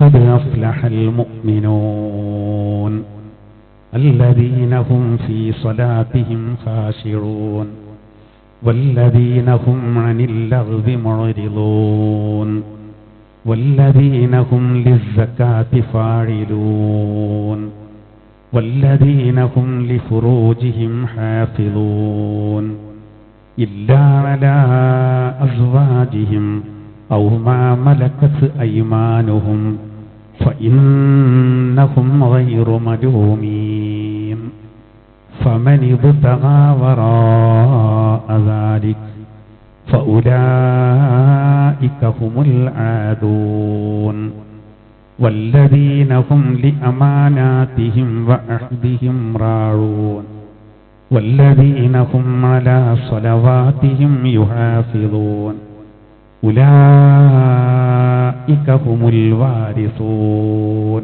അവനാ 10 ആയത്. ഇപ്പം എത്ര കാര്യങ്ങൾ വന്നു? ഒന്നാമത്തത് അള്ളാഹു പറയുന്നത് നിസ്കാരത്തിൽ ഭക്തിയുള്ളവർ വിജയിച്ചു. രണ്ടാമത്തത് കളി തമാശകളിൽ നിന്ന് പരമാവധി വിട്ടിരിക്കുക. മൂന്നാമത്തത് സക്കാത്ത് കൃത്യമായിട്ട് കൊടുക്കുക. നാലാമത്തത് വ്യഭിചാരം പോലെയുള്ള കാര്യങ്ങൾ വരാതിരിക്കുക. അഞ്ചാമത്തത് ഒരു വിശ്വസിച്ചൊരു കാര്യം ഏൽപ്പിച്ച സത്യസന്ധത പാലിക്കുക. ആറാമത്തത് ഒരു വാക്ക് പറഞ്ഞാൽ, ഒരു എഗ്രിമെന്റ് എഴുതിയാൽ, ഒരു കരാറ് ചെയ്താൽ അത് പാലിക്കുക. ഏഴാമത്തത് നിസ്കാരത്തിന്റെ കാര്യത്തിൽ സമയത്തെ ശ്രദ്ധിക്കുക. ഈ 7 കാര്യങ്ങളാണ്. ഒരിക്കൽ ആയിഷവിയോട് വന്നിട്ട് പറഞ്ഞു, വമാ ഖുലുഖു റസൂലില്ലാഹ്, അള്ളാന്റെ തിരുതരുടെ സ്വഭാവം എങ്ങനെ ചോദിച്ചു. ആയിഷവി പറഞ്ഞു അൽ ഖുർആൻ. എന്നിട്ട് ഈ 10 ആയത്താണ് പോയി. ഇത് മനസ്സിലായോ? നബിതങ്ങൾ പറഞ്ഞത് 10 ആയത്തിലുള്ളൊരു കാര്യം ഒരാൾ ജീവിതത്തിൽ ഉണ്ടെങ്കിൽ അവന് സ്വർഗ്ഗം ഉറപ്പാണ്. ആയിഷവിയോട് ചോദിക്കാൻ നബിന്റെ ജീവിതം എങ്ങനെയാണെന്ന് ചോദിച്ചപ്പോൾ അത് ഖുർആനാണെന്ന് പറഞ്ഞിട്ട് 10 ആയത്ത് മാത്രം ഊതിയത്. അപ്പൊ ഈ 7 കാര്യങ്ങളാണ്. ആ സ്വർഗത്തെ പഠിച്ചവൻ പഠിച്ചിട്ട് നബിതങ്ങൾ പറയുന്നുണ്ട് എല്ലാ കാര്യങ്ങളും സ്വർഗത്തിൽ പഠിച്ചു. നബിതങ്ങൾ തന്നെ പറയുന്നുണ്ട് ആ സ്വർഗത്തിലെ സൗകര്യം എന്ന് പറഞ്ഞാൽ പിന്നെ ഒരു കണ്ണും കാണാത്തത്, ഒരു കണ്ണും ഇതുവരെ കാണാത്തത്, ഒരു കാതും അത് സംബന്ധിച്ച് ഇതുവരെ കേട്ടിട്ടില്ല, ഒരു ഹൃദയത്തിൽ ഊഹിക്കാൻ കഴിയാത്ത അത്ര വിപുലം. അള്ളാഹ് ചോദിച്ചു അത്രേ. അള്ളാഹു തആല ഒക്കെ പഠിച്ചിട്ട് സ്വർഗത്തോട് പറഞ്ഞത്രേ, സ്വഹീഹായ ഹദീസാണ്, സ്വർഗത്തോട് പറയാണ് എന്നോടൊന്ന് സംസാരിക്കൂ. സ്വർഗത്തിന് സംസാരശേഷിയാണ്. അതിൽ സ്വർഗം പറഞ്ഞ ഒറ്റ വാക്ക് ഏത് മാത്രം അറിയുന്നത്? അത് അഫ്ലഹൽ മുഅ്മിനൂൻ, മുഅ്മിനീങ്ങൾ വിജയിച്ചുട്ടോ. നമ്മൾ പറയല്ലോ, ഇപ്പൊ നമ്മളൊരു കുട്ടിക്ക് പിന്നെ കുറെ കളിക്കോപ്പുകൾ മറ്റൊക്കെ കൊടുന്ന് വെച്ചാൽ നമ്മൾ പറയും ഓൻ കഴിച്ചിലായി, ഓനുള്ള ആളല്ലോ എന്നത് പറയും പോലെ ഈ അറേഞ്ച്മെന്റുകൾ മുഴുവനും ആർക്കാണ്? മുഅ്മിനീങ്ങൾക്കാണ്. ആ മുഅ്മിനീങ്ങൾക്ക് വേണ്ട 7 കാര്യം പറഞ്ഞല്ലോ. അത് ആദ്യം ഈമാനാണല്ലോ. മുഅ്മിനീങ്ങൾ എന്ന് പറഞ്ഞാൽ അതാണ് ഈ പറഞ്ഞ. അതാണ് നമ്മളെ ഏറ്റവും വലിയ സുഹൃത്ത് ആരാകണം എന്നറിയങ്ങൾ. ഇതിരുന്ന് ഉറക്കണം. കലിമത്തു ഷഹാദ, ലാ ഇലാഹ ഇല്ലല്ലാഹ് മുഹമ്മദ് റസൂലുള്ളാഹ്. അതിൽ നമ്മൾ ഉറച്ചു കഴിഞ്ഞാൽ ഇതുണ്ടാവും, ഇതുണ്ടാവും, ഇതുണ്ടാവും. ഇതുണ്ടാവുമ്പോൾ ഇതിന്റെ പരിധിയിലെല്ലാം വരും. ഇതിന്റെയൊക്കെ പരിധിയിലെല്ലാം വരും. അപ്പൊ നമ്മൾ വേറെ കുറെ അവിടെ പറഞ്ഞിട്ടില്ലല്ലോ, അതൊക്കെ അള്ളാഹുള്ള ദിക്റാണ്. അള്ളാഹുള്ള ദിക്റ അതൊക്കെ അതിൽ പെട്ടു. പരിശ്രമമാണ്. നോമ്പിന് ഒരാൾക്ക് കഴിയുന്നുണ്ടെങ്കിൽ പിന്നെ ബാക്കി അങ്ങനത്തെ കാര്യങ്ങൾക്കൊക്കെ കഴിയും. ത്യാഗം സഹിക്കാൻ, പട്ടിണി അടക്കല്ല. അത് നമ്മൾ ഈ ശത്രുക്കളെ പറയുമ്പോൾ ഈ ആയത്തിന്റെ തഫ്സീറിൽ വരുന്നൊരു കാര്യമാണ്. നമുക്ക് സൗകര്യം പോലെ പറയാം. അപ്പോ ഏതായിരുന്നാലും അപ്പൊ അള്ളാഹു താല പറയാണ് ഇവര് പിന്നെ ആണയിട്ട് ഒരു സത്യം പറഞ്ഞിരുന്നു, ഞങ്ങൾ അങ്ങനെയാണ്, ഞങ്ങൾ അതായത് കലിമത്തു ഷഹാദത്തിലൊക്കെ ആൾക്കെല്ലാം ഉറപ്പുണ്ട്, ഞങ്ങൾ അത്രയും അങ്ങനെയാണ് ഇങ്ങനെയാണ്. ആ ആളുകളാണ് പിന്നെ എന്ത് ചെയ്യുന്നത്? ശത്രുക്കളോട് കൂട്ടുപിടിച്ചിട്ട് പല പ്രശ്നങ്ങൾ ഉണ്ടാക്കുന്നുണ്ട്. അങ്ങനെ ചില ആളുകളൊക്കെ എന്ത് ചെയ്തു? ഇവിടുന്ന് അങ്ങനെ പോയി. ആ പോയതുകൊണ്ടൊരു പ്രശ്നമില്ല എന്ന് പറയുന്നതാണ് ഇനി അടുത്തായത്.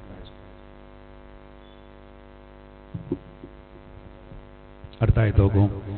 യാ അയ്യുഹല്ലദീന ആമനൂ മൻ യർതദ്ദ മിൻകും അൻ ദീനി ഫസൗഫ യഅ്തില്ലാഹു ബിഖൗമിൻ യുഹിബ്ബുഹും വയുഹിബ്ബൂനഹു അദില്ലത്തിൻ അലൽ മുഅ്മിനീൻ അഇസ്സത്തിൻ അലൽ കാഫിരീൻ യുജാഹിദൂന ഫീ സബീലില്ലാഹ് വലാ യഖാഫൂന ലൗമത ലായിം ذلك فضل الله يؤتيه من يشاء والله واسع عليم. അല്ലാഹു തആല പറയാണ് യാ അയ്യുഹല്ലദീന ആമനൂ, സത്യവിശ്വാസികളെ. അല്ലാഹു പറയാണ് മൻ യർതദ്ദ മിൻകും അൻ ദീനി, ഒരാൾ തന്റെ ദീനിൽ നിന്ന് വ്യതിചലിച്ചു എന്ന് പറഞ്ഞാൽ മാറ്റുന്നാണ് പുറത്തുപോയി. പിന്നെ ഓരോ കാരണങ്ങളുണ്ടാവും. അങ്ങനെ ഒരാൾ പുറത്തു പോയാൽ ഫസൗഫ യഅ്തില്ലാഹു ബിഖൗമിൻ യുഹിബ്ബുഹും വയുഹിബ്ബൂന, അല്ലാഹു പറയാണ് അല്ലാഹു അവരെയും അവർ അല്ലാഹുവിനെയും ഇഷ്ടപ്പെടുന്ന അങ്ങനെയുള്ള ഒരു ജനതയെ അല്ലാഹു ഇവിടെ പകരം കൊണ്ടുവരും. അത് നമുക്കൊക്കെ ഒരു മറുപടിയാണ്. ഇപ്പൊ ചില ആൾക്കാരെ കണ്ടാലും ഞാനൊക്കെ പോയാൽ അതോടെ പ്രളയമായിരിക്കുന്ന ഒരു തോന്നല്. അങ്ങനല്ല, ആര് പോയാലും ഒരു പ്രശ്നം വരില്ല. പ്രശ്നം വരുന്നത് അതത് ആളുകൾക്കാണ്. നമ്മൾ കഴിഞ്ഞ അത് പറഞ്ഞില്ലേ, ചില പെൺകുട്ടികളൊക്കെ ഭയങ്കര ഇതിൽ പറഞ്ഞല്ലോ, വിശ്വാസം പോവുകയാണെങ്കിൽ പോട്ടെ, അത് പോകുന്നല്ല, അയച്ചു വരണനി. അതുകൊണ്ട് ഇപ്പോൾ എന്താ, ഇവിടെ ആർക്കെന്തെങ്കിലും സംഭവിക്കുന്നുണ്ടോ? ഓല അനുഭവിക്കാൻ പോകുന്നൊക്കെ പോലെ തന്നെ അനുഭവിക്കണം. അള്ളാഹുവിനെ ഇഷ്ടപ്പെടുന്ന, അള്ളാഹ് ഇഷ്ടപ്പെടുന്ന ഒരു ടീമിനെ പഠിച്ചം കൊണ്ടിരുന്ന.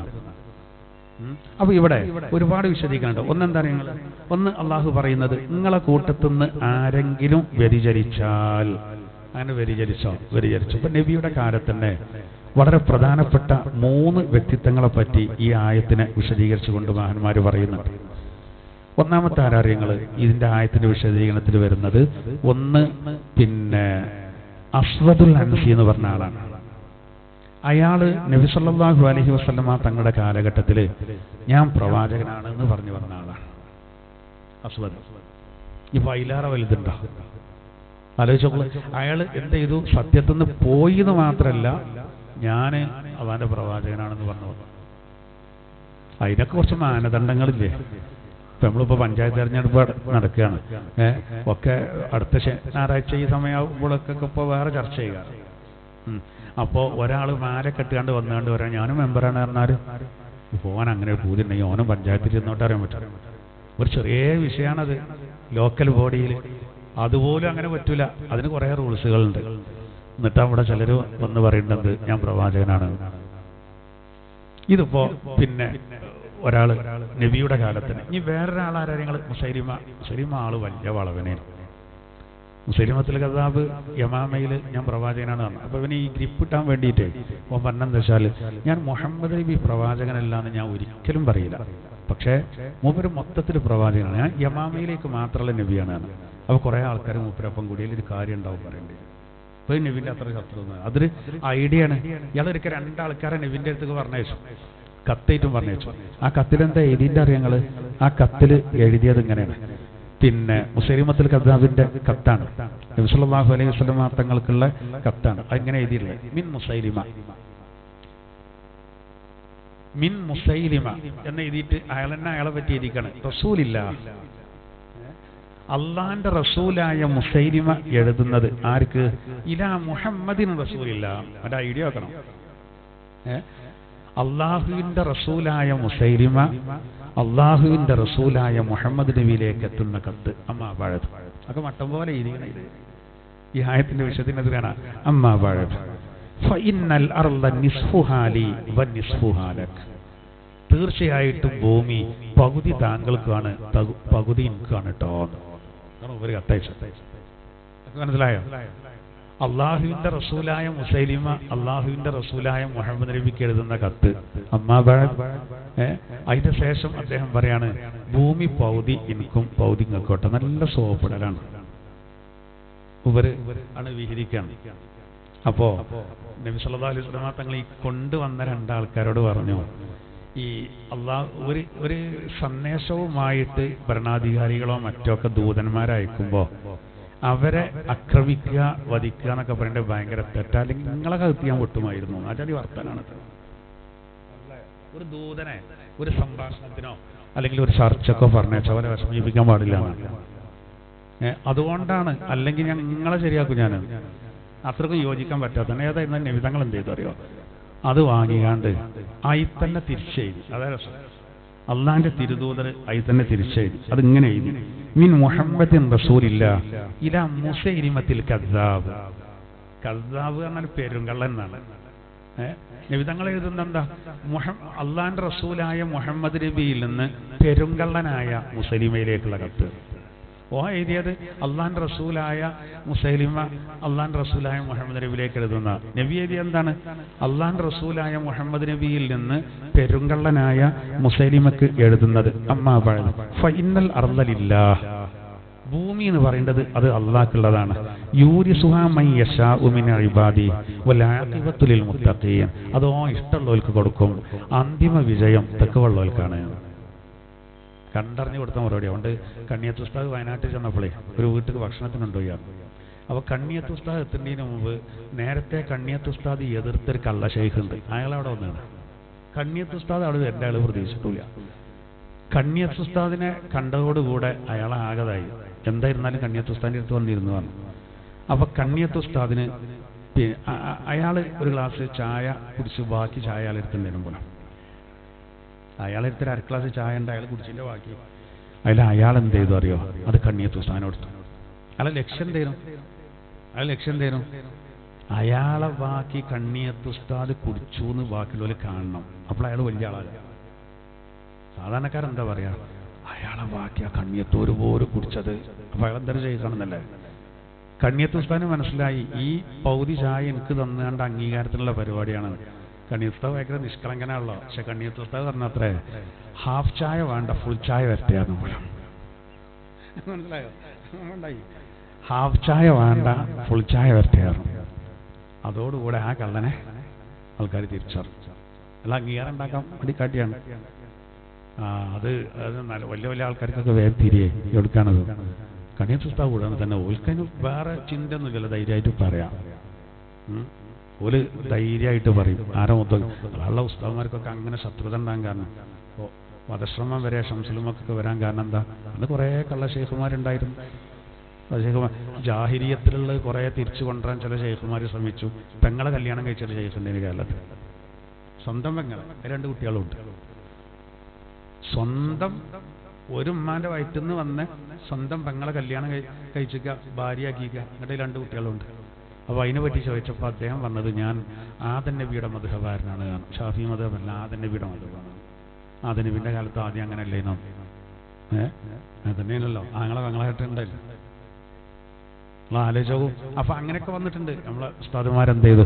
ചെറുത്ത് തോൽപ്പിച്ചു. അന്ന് ഉൽഫ് വധശ്രമങ്ങൾ അടക്കം അതിന്റെ പേരിൽ എന്ത് ചെയ്തിട്ടുണ്ട്? വന്നിട്ടുണ്ട്. ഈ കള്ളന്മാരൊക്കെ എല്ലാ കാലത്തുള്ളതാണ്, എല്ലാ കാലത്തും വരും. ഇന്ന് സാമൂഹ്യ മാധ്യമങ്ങൾ സജീവമായപ്പോൾ കുറച്ചും കൂടി വിപുലായി എന്ന് മാത്രം. ഏതായിരുന്നാലും മുസൈലിമത്തുൽ കദ്ദാബ് ഓൻ്റെ പരിപ്പ് വേവൂല എന്നുള്ള രൂപത്തിൽ തന്നെ നബി സല്ലല്ലാഹു അലൈഹി വസല്ലം തങ്ങൾ നല്ല മറുപടി അതിന് കൊടുത്തു. അവസാനം പിന്നെ യമാമ യുദ്ധത്തിൽ അവർ പോയി. അതുപോലെ വേറൊരാളുണ്ടായിരുന്നു, തുലൈഹത്ത് ബിൻ ഖുവൈരിദ്. അത് നബി സല്ലല്ലാഹു അലൈഹി വസല്ലം തങ്ങളുടെ കാലഘട്ടത്തിൽ മറുഭാഗം ചാടിയ ആളാണ്. അപ്പൊ പിന്നെ ബാക്കിയുള്ള നമ്മൾ നോക്കണം. എന്നിട്ട് അള്ളാഹു താല പറയുന്ന എന്താ? നിങ്ങളുടെ കൂട്ടത്തിൽ അള്ളാഹു പറയാണ്, അള്ളാഹു പറയുന്നു, യാ അയ്യുഹല്ലദീന ആമനൂ, സത്യവിശ്വാസികളെ, മയ്യർതദ്ദ മിൻകും അൻ ദീനി, നിങ്ങളെ കൂട്ടത്തിൽ നിന്ന് ആരെങ്കിലും ദീനിൽ നിന്ന് വ്യതിചലിച്ചാൽ, വ്യതിചലിക്കൽ പല രൂപത്തിലുണ്ട് കേട്ടോ. വ്യതിചലിക്കൽ പല രൂപത്തിലുണ്ട്. മുർത്തദ്ദാകുക എന്ന് പറഞ്ഞാൽ അല്ലാത്ത ഒരു ചലനം വേറെ ഉണ്ട്. അതിൽ ചിലത് നമ്മൾ നാട്ടിൽ പുറത്തു പോകും, ചിലത് പുറത്തു പോകൂല. ബിദ്അത്തിനെ നോക്കി നിങ്ങൾ പുറത്തു പോകുന്നതുമുണ്ട്, പുറത്തു പോകാത്തതുണ്ട്. വളരെ ശ്രദ്ധിക്കണം. വൻദോഷത്തെക്കാൾ നമ്മൾ ശ്രദ്ധിക്കേണ്ടത് ഏതാണ്? നല്ലോണം ശ്രദ്ധിക്കേണ്ടത്. കാരണം എന്താ? അത് ചിലപ്പോൾ ആകെ വഞ്ചതലിന്റെ പരിപാടി പുതിയ പുതിയ കാര്യങ്ങൾ, അത് നമുക്ക് അതിൽ എന്തെന്ന് അറിയങ്ങൾ, അതിലൊരു ആകർഷണീയത തോന്നും. പ്രത്യേകിച്ച് ഇന്നത്തെ കാലത്ത് അതിൽപ്പെട്ടാണ് ഈ സ്ത്രീ പള്ളി പ്രവേശം. എന്നും വിവാദമാണ്. ഒന്ന് അടങ്ങിയവരൊക്കെ എല്ലാവരും ആരും അങ്ങനെ പറിച്ചില്ല. പെണ്ണുങ്ങൾക്ക് പള്ളിയിൽ പോകാൻ വലിയ പൂതിയൊന്നും ഇപ്പം ഇല്ല. കുറച്ച് കൂട്ടർ കൊണ്ടുപോയപ്പോൾ ഓൽക്ക് അതിൻ്റെ ബുദ്ധിമുട്ട് മനസ്സിലായി. 5 നേരം ആണുങ്ങളെ പോലെ കഴിയൂല.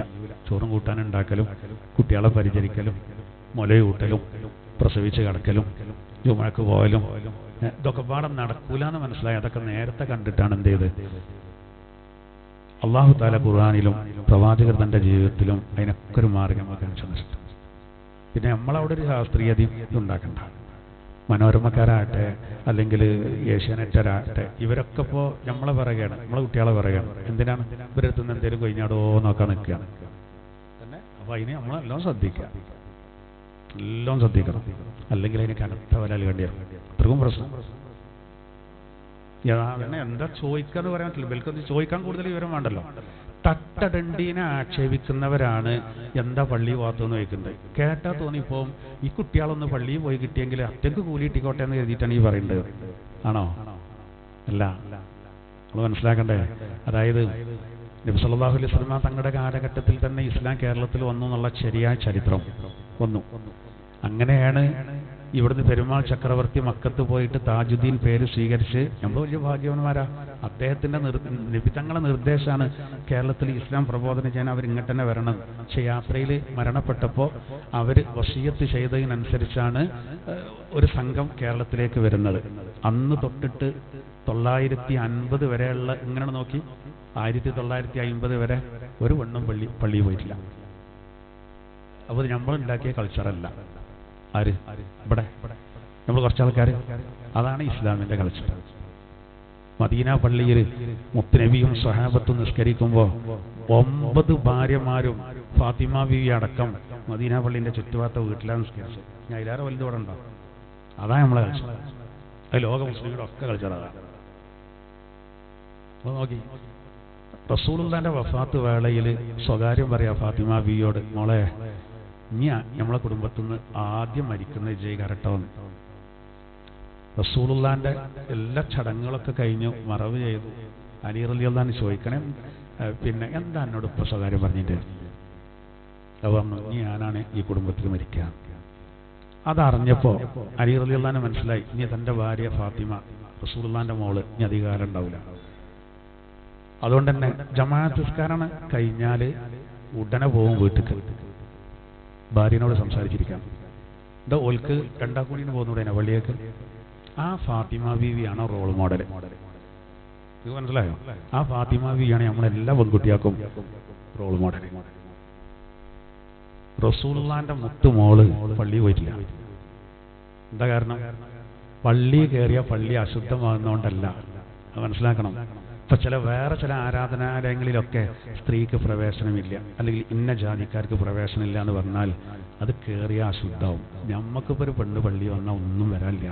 പക്ഷെ പള്ളി വരേണ്ട കൂടുതൽ കൂലിട്ടാണല്ലോ, ഓൽക്ക് വീട്ടിൽ നിന്ന് തന്നെ ആ കൂലി കൊടുക്കും. രണ്ട് വ്യത്യാസം ഉണ്ടത്. അല്ലാതെ പെണ്ണ് പള്ളി കയറിയാൽ ഇത് അശുദ്ധാവുന്നല്ല, അങ്ങനത്തെ ഒരു വാദേ നമുക്കില്ല. ഒരു വാദല്ല. പിന്നെ കൂലി കൊടുക്കുന്ന അല്ലാഹുവാണ്. അത് ഖുർആൻ നേരെ പറഞ്ഞതാണല്ലോ. 12ഓളം തഫ്സീറുകൾ ഇതിൻ്റെ അടുത്തുണ്ട്. സൂറത്തു നൂറിൽ അള്ളാഹു പറയുന്ന റിജാലിന് എല്ലാ തഫ്സീറിലും കാണാം ഹുസ്സൂ ബിദ്ദിക്ർ. എന്തുകൊണ്ടാണ് പുരുഷന്മാർ എന്ന് പ്രത്യേകം പറഞ്ഞത് എന്നിട്ട് പറഞ്ഞിട്ടുള്ള ചർച്ച എന്താ? സ്ത്രീകൾക്ക് ജുമയും ജമാഅത്തും ഇല്ലാത്തതുകൊണ്ടാണ്. അള്ളാഹ് അങ്ങനെയല്ലേ പറഞ്ഞല്ലേ? അള്ളാഹു അങ്ങനെയല്ല പറഞ്ഞത്. അപ്പൊ നമ്മളെ കൾച്ചർ അതാണ്. അത് ഇന്ത്യയിലാണെങ്കിലും ഇന്തോനേഷ്യയിലാണെങ്കിലും സൗദി അറേബ്യയിലാണെങ്കിലും യമനിലാണെങ്കിലും ഫലസ്തീനിലാണെങ്കിലും ലോകത്ത് മുസ്ലിമീങ്ങൾക്ക് ഒറ്റ വഴിയുള്ളൂ. പിന്നെ മക്കത്ത് പോണില്ലേ, തവാഫ് ചെയ്യാൻ പോവാ. തവാഫിന്റെ ഇടയിൽ നിസ്കാരം അവിടെ നിർവഹിക്കും. പിന്നെ പല ഭാഗങ്ങളിൽ നിന്ന് വന്നവർക്ക് അവിടെ സൗകര്യം ചെയ്യുന്നുണ്ട്. ഒക്കെ നമുക്ക് ചിന്തിച്ചാൽ മനസ്സിലാവും. അതന്നെ ഇപ്പോൾ ശക്തമായ നിയമമാണ് അവിടെ. എന്നിട്ട് തന്നെ അവിടെ പിന്നെ സൗദ് ഭരണകൂടത്തിന്റെ വിലക്കുണ്ടായിട്ട് പോലും അവിടുത്തെ ഇമാമുമാർ ഇടക്ക് വബുയൂത്തുഹുന്ന ഖൈറുൽ ലഹുന്ന എന്ന ഹദീസ്, പെണ്ണുങ്ങൾക്ക് നിസ്കാരം വീട്ടിലാണ് ഖൈർ. ആലോചിച്ചോക്കി, ഖുർആൻ പറഞ്ഞ എങ്ങനെ? ഫീ ബുയൂത്തിൻ അദിനല്ലാഹു അൻ തുർഫഅ വയുദ്കറ ഫീഹാ ഇസ്മുഹു എന്ന് പറഞ്ഞിട്ട് ആ ആയത്തിൽ അല്ലാഹു തആല പറയുന്നുണ്ട്. പിന്നെ അള്ളാഹുവിൻ്റെ ഭവനങ്ങളിൽ പ്രഭാതത്തിലും പ്രദോഷത്തിലും അവൻ്റെ പരിശുദ്ധിയെ വാഴ്ത്തുന്നത് ആരാണ്? റിജാലുൻ. ഖുർആൻ പറയാൻ പുരുഷന്മാരാണെന്നാണ് അവിടെ പ്രത്യേകം പറയാൻ കാരണം ആ ഉത്തരവാദിത്തം ആണുങ്ങൾ കൊടുത്തു. ജുമുഅയും ജമാഅത്തൊക്കെ ആ ഉത്തരവാദിത്തം ആണുങ്ങൾ കൊടുത്തു. ഇന്നത്തെ പെണ്ണുങ്ങൾ പള്ളി കയറാൻ പാടില്ല. നമ്മളൊക്കെ ഇപ്പോൾ പള്ളി എവിടെ പള്ളി ഉണ്ടാക്കുകയാണെങ്കിലും ആ ഉദ്ഘാടനത്തിൻ്റെ മുമ്പ് പെണ്ണുങ്ങൾക്കൊക്കെ കാണാൻ അവസരം കൊടുക്കണമെങ്കിൽ അവരൊക്കെ ഒരുപാട് സംഭാവന നൽകിയിട്ടുണ്ടാവും. ആ പെണ്ണ് കാർപ്പറ്റിൽ ചവിട്ടിയല്ലോ, ഇനി പാടുന്ന കഴുകണമല്ലോ, അങ്ങനെ ഇല്ലല്ലോ. ഒരു അയിത്തോ കാര്യങ്ങളുണ്ടോ? ഇല്ല. ഓൾക്ക് ഒരുപാട് പരിമിതികൾ ഉണ്ടായതുകൊണ്ട് ആ ഉത്തരവാദിത്തത്തിൽ നിന്ന് അവരൊഴിവാക്കിയതാണ്. പിന്നെ നമുക്ക് ഇടങ്ങാറായി പള്ളിയിൽ വന്നാൽ നിസ്കരിക്കേണ്ട കൂലി ഓൾക്ക് വീട്ടിൽ നിന്ന് കൊടുത്താൽ കിട്ടും. നിങ്ങൾ ആലോചിച്ചോ, ഇപ്പൊ നമ്മള് ഇപ്പൊ ഇവിടെ ലോഹ്റസ്കാരത്തിന്റെ സമയത്ത് പുറത്തൊരാൾ വന്നിട്ട് ഒരാൾ ചോദിക്കുകയാണ്, കമ്മിറ്റിക്കാരും ഉണ്ടോ അവിടെ? ആ ഞാൻ തന്നെയാണ് പ്രസിഡന്റ്. എന്തേ? ഞാനൊന്ന് പള്ളിയിൽ കയറി നിസ്കരിച്ചോട്ടെ എന്നൊരാണ് ഇവിടെ വന്ന് ചോദിക്കുക. ഇല്ലല്ലോ. എന്താ കാരണം? ആൾക്കാരങ്ങനെ വരുന്നു, ഒന്നെടുത്ത് കയറുന്നു, നിസ്കരിക്കുന്നു. അതിൻ്റെ അടിയിൽ ഒരു പോയത്തക്കാരൻ വന്നുകൊണ്ട് ഞാൻ കയറി നിസ്കരിക്കട്ടെ വെച്ചാൽ ഓനെന്തോ തകരാറുണ്ടെന്നല്ല കരുതുക. മദീന പള്ളിയിൽ വന്നിട്ട് ചോദിക്കുകയാണ്, ഉമ്മു ഹുമൈദിൻ സായിദ് റളിയല്ലാഹു അൻഹ, നബിയെ ഞങ്ങളും മദീന പള്ളിക്ക് നിസ്കരിക്കാൻ വരട്ടെ. നബി തങ്ങൾ എന്താ പറഞ്ഞത്? ഏതായാലും ചോദിച്ചല്ലോ, നിങ്ങൾ പോരി എന്ന് പറഞ്ഞില്ല. നിങ്ങൾ വീട്ടിൽ നിസ്കരിച്ചാൽ മതിയാ. മദീന പള്ളിക്കാർ ചോദിക്കുന്നത്. ആ ചോദ്യം എന്തുകൊണ്ടാണ് സ്ത്രീകൾ വരാത്തതുകൊണ്ടാണ്. സ്ത്രീകൾ നിലവിൽ വരുന്നുണ്ടെങ്കിൽ ഒരു സ്വഹാബി വനിത വന്നാണ്ട് ചോദിക്കുമോ ഞങ്ങൾ പള്ളി നിസ്കരിക്കാൻ വരട്ടെ? ആ സിസ്റ്റം ഇല്ലാത്തതുകൊണ്ടല്ലേ? ആലോചിച്ച് നോക്കൂ. അതില്ലാത്തതുകൊണ്ടല്ലേ. ഉണ്ടായിരുന്നെങ്കിൽ ആ ചോദ്യത്തിന് അവിടെ പ്രസക്തി ഇല്ല. നമ്മളിപ്പോൾ ഏതെങ്കിലും ഹോസ്പിറ്റലിൽ പ്രസവ വാർഡ് നെയ്തിയ ബ്രാക്കറ്റിൽ സ്ത്രീകൾക്ക് നെയ്തലുണ്ടോ? ഇല്ലല്ലോ. എന്താ കാരണം? ആണുങ്ങൾ പ്രസവിക്കലില്ല, പിന്നെ പ്രത്യേകം പറയേണ്ട ആവശ്യമില്ല എന്നതുപോലെ ഇതിപ്പോ പ്രത്യേകം ചോദിക്കേണ്ട. എന്താ ചോദിക്കാൻ കാരണം? നിലവിൽ വരാത്തതുകൊണ്ട്. നിങ്ങൾക്കറിയാം, കുബാ പള്ളിയിലേക്ക് വരെ നിബിധങ്ങൾ ഭാര്യമാരെ കൊണ്ടുവരില്ലേനു, പെൺകുട്ടികളെ കൊണ്ടുവരില്ലേനു. 2 റക്അത്ത് നിസ്കരിച്ചാൽ ഒരു ഉംറ ചെയ്ത കൂലി. മസ്ജിദുൽ കുബ മദീനത്ത്, അവിടെ എന്നാ പോരാ നമുക്ക് മതി. ഏത് ഈ നവോത്ഥാനം, പുരോഗതി, പ്രോഗ്രസ് നോക്കേണ്ടത് അടിസ്ഥാന വിശ്വാസത്തിലും കർമ്മത്തിലും വ്യത്യാസം വരാതെ. അങ്ങനെയാണ് നമ്മൾ എന്ത് ചെയ്യേണ്ടത്? പുരോഗതി ഉണ്ടാക്കലും അതുപോലെ തന്നെ പുതിയ പുതിയതൊക്കെ. അതാണ് അത് നമ്മൾ വളരെ ശ്രദ്ധിക്കണം. തെറ്റിദ്ധാരണ ഇല്ലാതിരിക്കാൻ വേണ്ടി പറയണം. നമ്മളെ നിലപാടെന്നെ ശരി. 14 നൂറ്റാണ്ട് കാലമുള്ള അതുണ്ടല്ലോ, അതാണ് എല്ലാ ഷാഫിമാവൊക്കെ വളരെ കൃത്യമായിട്ട് പറഞ്ഞില്ലേ. ഓരൊക്കെ എത്ര പഠിച്ചോലാണ്. ഒരു കാണാത്ത ഹദീസ് നമ്മൾ കാണും. അല്ലെങ്കിൽ നമ്മൾ ഇങ്ങനെ ചിന്തിച്ചാൽ മതി. 1950 ഒതായി പള്ളിയിൽ ആദ്യമായിട്ടൊരു പെണ്ണ് പള്ളി പോയി. മലപ്പുറം ജില്ലയിലെ ഒതായി പള്ളി 1950 പറഞ്ഞാൽ 75 കൊല്ലമായിട്ടുള്ളൂ. 1300 കൊല്ലമായി കേരളത്തിൽ പള്ളി വന്നിട്ട്. 1300 കൊല്ലത്തിലധികം. അപ്പോൾ പിന്നെ 1950 മുമ്പ് ഇവിടെ കഴിഞ്ഞു പോയ മുസ്ലിമീങ്ങൾ പറഞ്ഞാൽ ആരാ? സൈനുദ്ദീൻ മഖ്തൂം റളിയല്ലാഹു വെട്ടില്ലേ? അങ്ങനെ ഒരു സിസ്റ്റം ഉണ്ടായിരുന്നെങ്കിൽ സൈനുദ്ദീൻ മഖ്തൂം റളിയല്ലാഹു അൻഹു ബന്നാനിന്ന് ഫതുഹുൽ മുഈൻ രചിച്ച അവർ ഓരോ ഭാര്യമാരെ കുട്ടികളൊക്കെ കൊണ്ടുപോണ്ടേ? പെൺകുട്ടികളെ കൊണ്ടുപോയിട്ടില്ലല്ലോ. ഇതെല്ലാവരും സമ്മതിക്കുന്ന യാഥാർത്ഥ്യത്തിൽ ആരൊക്കെ കഴിഞ്ഞു പോയി കേരളത്തിൽ? നമ്മളാരാ? നമ്മളെവിടെ എത്തിയിട്ടില്ലല്ലോ. അപ്പൊ ഇത് നമ്മൾ വളരെയധികം അങ്ങനെ തന്നെ ചിന്തിച്ചാൽ മനസ്സിലാവും.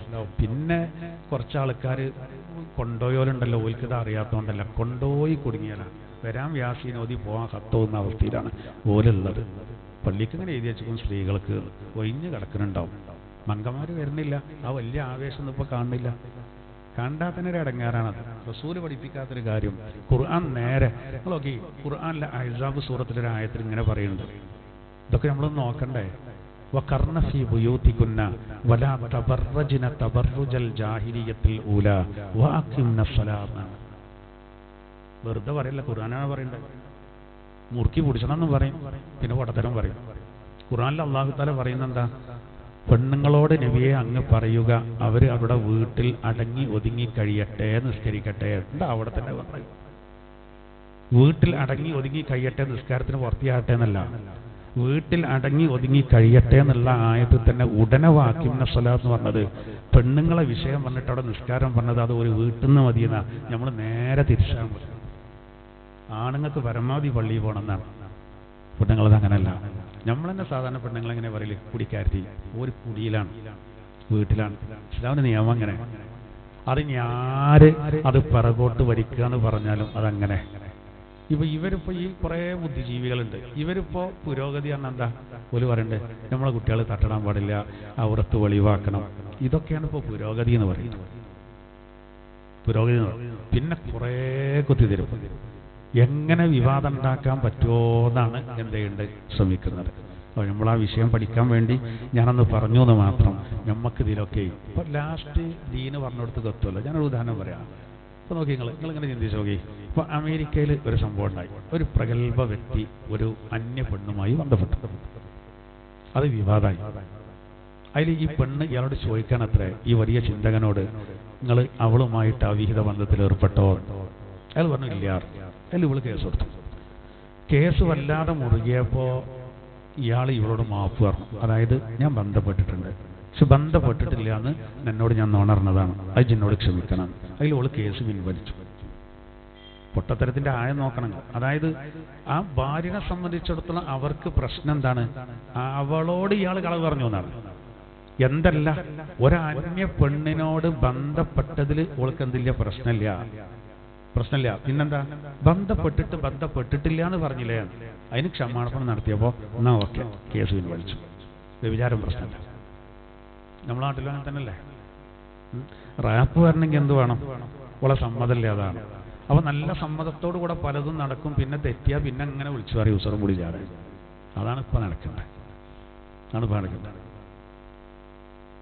എന്നിട്ട് ലാസ്റ്റ് പിന്നെ എല്ലാവരും എവിടേക്കാണ് എത്തേണ്ടത്? ഇന്നാളുടെ ജീവിതത്തിൽ തീരെ വിശുദ്ധില്ല, ഓനൊരു വീട്ടിലേക്ക് കയറ്റാൻ കൊള്ളൂല, കുടുംബത്തേക്ക് കയറാൻ കൊള്ളൂല. ഇതിനല്ലേ നമ്മൾ പറയണ്ടേ?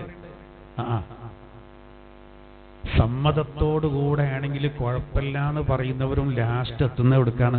ഓനെ ശരിയാവില്ല, ഓൻ പെണ്ണുങ്ങളാളാണ്, മറ്റോള് ആണുങ്ങളാളാണ്. ഇങ്ങനത്തെ ഒരു അവസ്ഥ ഉണ്ടാകരുത് എന്നല്ലേ നമ്മൾ പറയുന്നത്.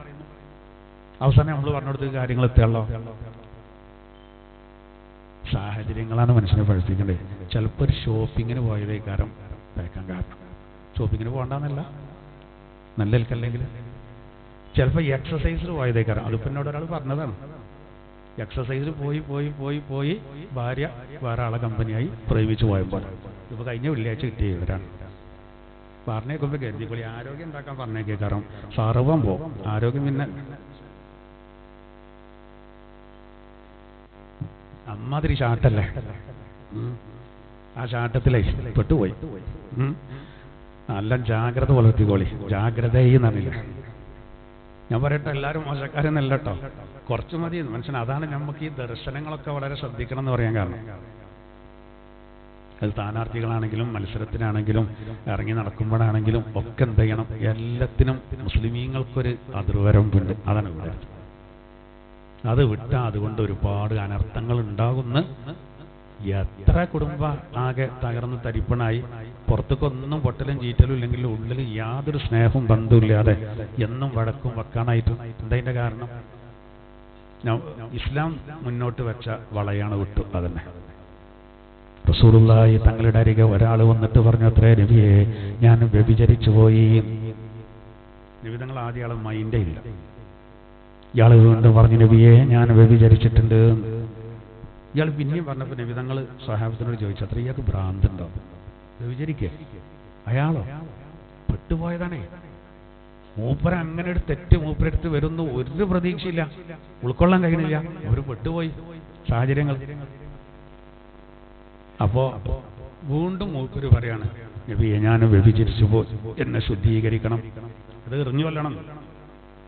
അപ്പൊ റസൂല് സാഹിബിമാരോട് ചോദിച്ചു, ആ ഷരീഫൽ അവർ കള്ളുടിച്ചു ഗുണ അതുകൊണ്ട് പോലീസുകാർക്കുണ്ടല്ലോ ഊതറാറില്ല. എന്നേരക്ക് നബി സല്ലല്ലാഹു അലൈഹി വസല്ലം തങ്ങൾ സ്വഹാബിമാരോട് പറഞ്ഞു, അയാളെ പിന്നെ വായയോടൊന്ന് മൂക്ക് ചേർത്തി വെച്ച് നോക്കി, കള്ളുടിച്ചു ഗുണം നോക്കി. ആ പരിശോധനയും കഴിഞ്ഞു, കള്ളുടിച്ചിട്ടില്ല. അയാൾ കരഞ്ഞുകൊണ്ട് നബിയോട് പറഞ്ഞു, യാ റസൂലല്ലാഹ് ത്വഹിർനീ, റസൂലേ, എന്നെ ശുദ്ധീകരിക്കൂ. ഒരു പറയേണ്ടതെന്ന് വെച്ചാൽ, എൻ്റെ അടുത്ത് സംഭവിച്ചു പോയി, എന്നെ എറിഞ്ഞു കൊല്ലണം, നാളെ ഇതിൻ്റെ പേരിൽ ശിക്ഷ കിട്ടരുത്, എന്നെ ശിക്ഷ നടപ്പിലാക്കി. വേറെ ആൾ വന്നിട്ട് പറഞ്ഞു, നബിയെ, പിന്നെ എനിക്ക് വ്യഭിചരിക്കാൻ സമ്മതം തരണമെന്നാണ്. ചെറുപ്പക്കാരനാ, ഇവരങ്ങനെ പറഞ്ഞു, എനിക്ക് വ്യഭിചരിക്കാൻ സമ്മതം തരണമെന്നാണ്. അപ്പൊ നബി പറഞ്ഞു, ഇജ്ലിസ്, ഇന്നോ ഇരിക്കാറ്. നമ്മളാണെങ്കിൽ ഒറ്റ അടിയേകാരം. എന്താ ഞങ്ങൾക്ക് വർത്താനത്തിനൊരു ലിമിറ്റൊന്നും ഇല്ല പോന്ന് ചോദിക്കും അല്ലേ? നബി തങ്ങളവിടെ ഇരിക്കാൻ പറഞ്ഞു. പിന്നെ പിന്നെ വ്യഭിചാരം 5 കാര്യങ്ങളാണ് നബി ചോദിച്ചത്. ഒന്ന്, ആ വ്യഭിചാരത്തിന് സ്വന്തം ഉമ്മയാണെങ്കിൽ ഇഷ്ടപ്പെടുക ചോദിച്ചു. അത് ഞാൻ ഇഷ്ടപ്പെടില്ല. പിന്നെ രണ്ടാമത് നബി തങ്ങൾ ചോദിച്ചത് ഇബ്നത്താണെങ്കിലോ ചോദിച്ചു, മകള്. അത് പറ്റൂല. ഉഖ്താണെങ്കിലോ ചോദിച്ചു, അത് പറ്റൂല. ഉഖ്ത് സഹോദരി. അമ്മത്താണെങ്കിലോ ചോദിച്ചു, തന്റെ പെങ്ങള്, അത് പറ്റൂല. ഇമ്മാന്റെ പിന്നെ ജ്യേഷ്ഠത്തി അഞ്ചത്തി ഹാലത്താണോ ചോദിച്ചു, അതും പറ്റൂല. അപ്പോ ഉമ്മാനെ വ്യഭിചരിക്കേണ്ട ഇഷ്ടമല്ല, പെങ്ങളെ വ്യഭിചരിക്കേണ്ട ഇഷ്ടമല്ല, മകളെ രണ്ടാമത്, മൂന്നാമത് പെങ്ങള്, 4 അമ്മായി, 5 ഇളയമ്മ. അതൊന്നും മൂപ്പർക്ക് പറ്റൂല. ലാ ലാ ലാ ലാ എന്ന് ഒച്ചപ്പാടുണ്ടാക്കുകയാണ്. അപ്പോൾ റസൂലുള്ളാഹി സ്വല്ലല്ലാഹു അലൈഹി വസല്ലം തങ്ങൾ എഴുന്നേറ്റിട്ട് മൂപ്പരുടെ നെഞ്ചത്ത് ഇങ്ങനെ കഴിച്ചിട്ടാണ് ഇതുവായിരുന്നു. ഉള്ള കൽബിൽ ഹിദായത്ത് കിട്ടാനും അദ്ദേഹത്തിൻ്റെ ദോഷങ്ങൾ പുറത്തു കൊടുക്കാനും അദ്ദേഹത്തിൻ്റെ ജനനേന്ദ്രിയങ്ങൾക്ക് അള്ളാഹു സംരക്ഷണം കൊടുക്കാനും ആണ് ഇതുവായിരുന്നു. ഉപര നന്നായി, അദ്ദേഹം അതോടുകൂടെ നന്നായി എന്നാണ്. ഇസ്രാ സൂറത്തിലെ ആയത്തിന്റെ വിശദീകരണത്തിൽ കാണാം, വ്യഭിചാരം ഒരാൾ പതിവാക്കി തൗബ ചെയ്യണില്ലെങ്കിൽ ദുന്യാവുന്നവൻ അള്ളാഹു വഷളാക്കുന്ന. ഓരോന്നും നമ്മൾ കാണുകയാണല്ലോ അല്ലേ? വലാ തഖറബു സിന, ഖുർആനിൽ അല്ലാഹു പറയാ, വലാ തഖറബു സിന, എന്ന് പറഞ്ഞിട്ട് അല്ലാഹു പറയുന്നുണ്ട് ഇന്നഹു കാന ഫാഹിഷത്തൻ വസാഅ സബീലാ. അത് വളരെ നീചമായ പ്രവർത്തനമാണെന്നൊരു തെറ്റായ വഴിയാണെന്ന് പറയുന്ന ആയത്തിന്റെ വിശദീകരണത്തിൽ ഇത് കാണാൻ കഴിയും. ആ ആയത്തിന്റെ വിശദീകരണത്തിൽ പറയുന്നുണ്ട് അള്ളാഹ്ക്ക് അത്രയും വെറുപ്പുള്ളൊരു കാര്യമാണത്. അതുകൊണ്ട് അത്തരം കാര്യങ്ങൾ ചെയ്താൽ അള്ളാഹു എന്ത് ചെയ്യും? ഖിസിയ നൽകുന്നതാണ് ദുനിയാവ്. ഇമാം അബൂദാവൂദ് റഹിമഹുല്ലാ, ഇമാം തുർമുദി റഹിമഹുല്ലാ, ഇമാം ഇബ്നു മാജ റഹിമഹുല്ലാ ഒക്കെ നിവേദനം ചെയ്യുന്ന ഒരു ഹദീസില് അള്ളാഹുവിന്റെ തിരുദൂതര് ഖിയാമത്ത് നാളിന്റെ പ്രധാനപ്പെട്ട 10 അലാമത്ത് പറയുന്നൊരു ഹദീസുണ്ട്. അതിൽ 3-ാമത്തെ എന്താ അറിയോ? വ്യഭിചാരം അധികരിക്കുന്നുള്ളതാണ്. സിന അധികരിക്കും. സിന അധികരിക്കുന്നൊരവസ്ഥ വരുമ്പോ അത് പിന്നെ ഖിയാമത്ത് നാളിന്റെ വളരെ സുപ്രധാനമായ ഒരു അലാമത്താണ്, ഒരു അടയാളമാണെന്ന് പറയുന്നത്. സാമൂഹ്യ മാധ്യമങ്ങളിലൊക്കെ നമ്മളിങ്ങനെ ഓരോ ദിവസം കണ്ടുകൊണ്ടിരിക്കുന്ന വാർത്തകൾ ആഘോഷിക്കല്ലേ, ആഘോഷിക്കല്ലേ. വാർത്തകൾ കാണാനോ കേൾക്കാനോ അല്ലെങ്കിൽ വായിക്കാനോ പറ്റാത്തൊരവസ്ഥ, തെറ്റിദ്ധാരണ വരും. ഇത് മാത്രം നിറഞ്ഞു നിൽക്കുക. അതാണ് ഈ വിഷയത്തിലൊക്കെ ഇപ്പോൾ നമ്മളെ സംബന്ധിച്ചിടത്തോളം നമ്മൾ ഇതിന് മാതൃകയാക്കേണ്ട ഖുർആനാണ്. ഞാൻ നേരത്തെ പറഞ്ഞല്ലോ, വിജയിച്ച മുഅ്മിനീങ്ങളുടെ നിബിധങ്ങൾ പറഞ്ഞല്ലോ 7 കാര്യങ്ങളുള്ള 10 ആയത്ത്. അതിൽ പറയുന്ന 7 കാര്യങ്ങൾ ജീവിതത്തിലുണ്ടെങ്കിൽ അവന് സ്വർഗ്ഗം ഉറപ്പാണെന്നാണ്. അതിൽ അള്ളാഹു പറയുന്ന പിന്നെ നിസ്കാരവും വിനോദവും സക്കാത്തും കഴിഞ്ഞാൽ 4-ാമത് പറയുന്നത് എന്താ? വല്ലദീന ഹും ലിഫുറൂജിഹിം ഹാഫിളൂൻ. ലൈംഗികാവയവങ്ങളെ സൂക്ഷിക്കുന്നവരായിരിക്കും അവർ. എന്നിട്ട് പിന്നെ പറയുന്നുണ്ട് ഇല്ലാ അലാ അസ്വാജിഹിം ഔ മാ മലക്കത്ത് അയ്മാനുഹും. സ്വന്തം ഭാര്യമാരിലും അടിമകളിലും ഒഴികെയാണ്. അടിമ സമ്പ്രദായപ്പല്ല, ഭാര്യ ഭർത്താക്കന്മാർക്ക് അതൊന്നും ബാധകല്ല. ഇത് ഖുർആൻ പറയാ ഫമനി ബിതഗാ വറാഅ ദാലിക ഫഉലൈക ഹുമുൽ ആദൂൻ. അതിന്റെ അപ്പുറത്തേക്ക് ഒരാൾ ആഗ്രഹിച്ചാൽ അവനാരാ? അതിന്റെ അപ്പുറത്തേക്ക് ഒരാൾ ആഗ്രഹിച്ചാൽ അവര് അതിര് വിട്ടവരാണ്. അപ്പൊ അള്ളാഹ് അതിര് വിടും. അങ്ങനെയാണ് പരീക്ഷണങ്ങൾ വരിക.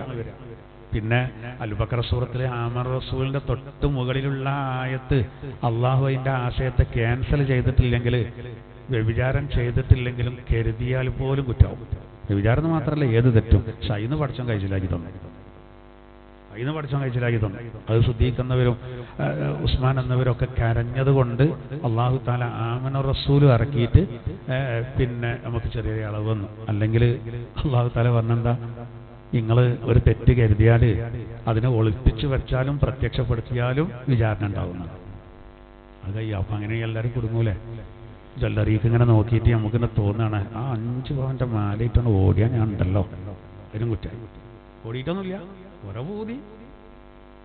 എന്താ സ്വർണത്തിന്റെ വില അവനിങ്ങനെ കണ്ടപ്പോളേ, ആ വലിയ മാല കണ്ടപ്പോ അതിട്ട് വലിച്ചിട്ട് ഒറ്റ വട്ടം അവന് തോന്നുകയാണ്. ആ തോന്നിയതുപോലും തെറ്റാവും. ഓടിയാൽ ഓനിപ്പോ എന്തായാലും കുറ്റം കിട്ടുന്ന ഉറപ്പുള്ള എടുത്ത് ഓടിയാലേ ദുനിയാവ് തന്നെ കിട്ടും, ഉടുപ്പത് കിട്ടും. എന്നപ്പോ അങ്ങനെയൊന്നും ചെയ്തില്ല. ഓ മനസ്സിലങ്ങനെ കരുതി, ഓ വണ്ടി ഒട്ടും ചെയ്തു, കണ്ടപ്പോൾ തോന്നിയതാണ്. അൽബക്കറയിലെ 284-ാമത്തെ ആയത്തിൽ പറയുന്നത് പിന്നെ അതിനും കുറ്റമുണ്ട് എന്നാണ്. പിന്നെ 85-86 ആയത്തുകളിലൂടെ അത് ക്യാൻസൽ ചെയ്തു. സ്വഹാബത്ത് കരഞ്ഞു പറഞ്ഞോണ്ട് അത് ക്യാൻസൽ ചെയ്യാൻ വേണ്ടി പോലെ അത്ര ഇടങ്ങാറായി കാര്യങ്ങൾ. മുട്ടുത്തി ഇങ്ങനെ ഇരുന്നോല് ഇരിക്കാൻ വയ്യ. നിങ്ങൾ ഇരിക്കുക പറഞ്ഞിട്ട് ഇരിക്കണില്ല, ഇരുത്തം മുറുകണ്ട. ഞാൻ ഇരിക്കണമെന്ന് ചോദിച്ചപ്പോൾ അത് ശരിയായി കൊണ്ടാന്നില്ലേ, ഇരിക്കാനൊന്നും ഇപ്പൊ നേരമില്ല, ആകെ ഇതാണ്, ബേജാറിലാണ് എന്ന് പറഞ്ഞ പോലെ ഒരു ബേജാറായി. അതുകൊണ്ട് അൽഹംദുലില്ലാ നമുക്ക് അതിലൊക്കെ. ഇനിയിപ്പോൾ നേരത്തെ വ്യഭിചാരത്തിന്റെ കഥ പറഞ്ഞല്ലോ, അതും തൗബ ചെയ്താൽ അല്ലാഹു തആല പുറത്തരും. തൗബ ചെയ്താൽ പൊറുക്കാത്തതായിട്ടൊന്നുമില്ല. പക്ഷെ ആ സമയത്ത് കൃത്യമായിട്ട് വേഗം ചെയ്തു തരണം എന്നുള്ളതാണ്. പിന്നെ എനിക്ക് മടങ്ങാനും പാടില്ല. ഞാൻ ഇത്രയും കാര്യങ്ങൾ പറഞ്ഞത് നോക്കൂ. അപ്പൊ ഈ ആയത്തില് ഒരാൾ തൻ്റെ ദീനിൽ നിന്ന് മടങ്ങിയാൽ എന്ന് പറഞ്ഞാൽ മുർത്തദ്ദാകുന്നത് ആണ് ഇവിടെ പറയുന്നത്. ഇനി വ്യതിചലനം വേറെ പല രൂപത്തിലുണ്ടാവും. ഗ്രൗണ്ടിൽ നിന്ന് പുറത്തു പോകുന്നതുണ്ടാവും, പുറത്തു പോകാത്തുണ്ടാവും. അതാണ് ഞാൻ നേരത്തെ പിന്നെ വിതരണത്തിനെ പറ്റി പറഞ്ഞ സ്ത്രീ പള്ളി പ്രവേശനം പറഞ്ഞത്. ഇനി നോക്കൂ, അതിന്റെ ബാക്കി ഭാഗം നോക്കൂ. അപ്പൊ അള്ളാഹു പറയാണ്, യാ അയ്യുഹല്ലദീന ആമനൂ, സത്യവിശ്വാസികളെ,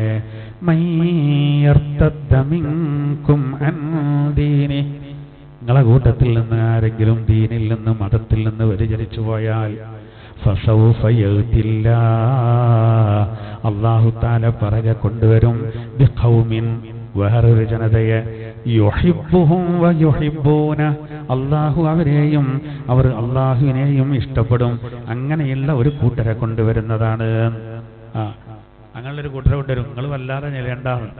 നമുക്ക് ഞാൻ നേരത്തെ പറഞ്ഞല്ലോ, നമ്മളില്ലെങ്കിൽ പിന്നെ ഇവിടെ ഒന്നും നടക്കൂലെന്ന് കരുതരുത്. നമ്മളില്ലെങ്കിൽ അല്ലാഹു തആല നല്ല വേറൊരു കൂട്ടരെ കൊണ്ടുവരും. അതാരാ ഉദ്ദേശം? ഈ പറയപ്പെട്ട കുറച്ച് ആൾക്കാർ നല്ലോണം കളിച്ചത് കൊണ്ട് അല്ലാഹു തആല വേറൊരു കൂട്ടരെ കൊണ്ടുവന്നു എന്നാണ് ഒരഭിപ്രായ പ്രകാരം. അത് ആരാ അറിയങ്ങൾ? അഹ്ലുൽ യമനാണ്, യമനുകാരാണ്. യമൻ. അതാണ് റസൂലുള്ളാഹി തങ്ങൾ പറഞ്ഞത്, അൽ ഈമാനു യമാൻ വൽ ഹിക്മത്തു യമാനി. റസൂലുള്ളാഹി തങ്ങൾ പറയാണ്, വിശ്വാസം യമനാണ്, ഹിക്മത്തും യമനാണ്. പറയാൻ അതിൽ ഒരുപാട് മഹത്വങ്ങളുണ്ട്. ഇപ്പൊ മദീനയിൽ നിന്നൊക്കെ പ്രവാചക കുടുംബത്തിലെ ഒരുപാട് ആളുകൾ പോയത് കൊടുക്കുക പ്രബോധനത്തിന് യമനിക്കാണ്. യമനിന്ന് കുറേ പേര് വന്ന് കൊടുക്കുക കേരളത്തിക്കാണ്. വരാനും സുഖമാണ് കപ്പൽ വഴി. ആ കാലഘട്ടത്തിൽ തന്നെ യമന് വല്ലാത്തൊരു പാരമ്പര്യമുള്ള നാടാണ്.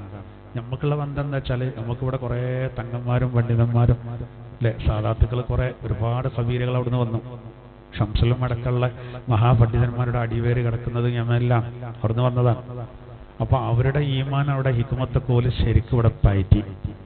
അതുകൊണ്ട് നമുക്കല്ലെന്നില്ല റാഹത്താണ്. പിന്നെ അത് മാത്രമല്ല, യമനിലൊക്കെ നമ്മൾ പോയി കഴിഞ്ഞാൽ ഏകദേശം കേരളത്തിൻ്റെ അതേപോലെ തന്നെ കണ്ണ് കെട്ടി അവിടെ കൊണ്ടുപോയി നമ്മളിട്ട് കഴിഞ്ഞാൽ ഇവിടുത്തെ തെങ്ങ് പോലെ, ഇവിടുത്തെ കവുങ്ങ് പോലെ, ഇവിടുത്തെ പള്ളി പോലെ, ഇവിടുത്തെ പള്ളി ദർസ് പോലെ. കാരണം ഇവിടുത്തെ ഫത്തുൽ മൊയ്നാണ് അവിടെ. ഇവിടുത്തെ ഫത്തുൽ മൊയ്ൻ അവിടുത്തെ ദർസിൽ പഠിപ്പിക്കുകയാണ്. പൊന്നാനിന്ന് പോയ ഫത്തുൽ മൊയ്ൻ ഈജിപ്തിൽ വരെ. നമുക്ക് ഈ ആനക്കാനൻ്റെ വൽപ്പറിയില്ല എന്നായിരിക്കണേ. നമ്മൾ ചിലപ്പോൾ നമ്മളെ എത്തണ നല്ല തോട്ടം ഉണ്ടാവും, മേലെങ്ങനെ കരി എന്തോ ഒരു ചൊറുക്കേക്കാരം. അത് ഇതുവരെ കണ്ടിട്ടുണ്ടാവില്ല. എന്നിട്ടാണ് മൂന്നാർക്ക് കണ്ടിട്ടുണ്ട്. അവിടെ തന്നെ കുറേ തെങ്ങിൻ്റെ ഇതൊക്കെ കാണുക. അതിലേറെ ചൊറുക്കല്ലേ നമ്മളെടുത്തുണ്ടാവും. പക്ഷെ അത് ശ്രദ്ധിക്കൂലെന്ന് മാത്രം.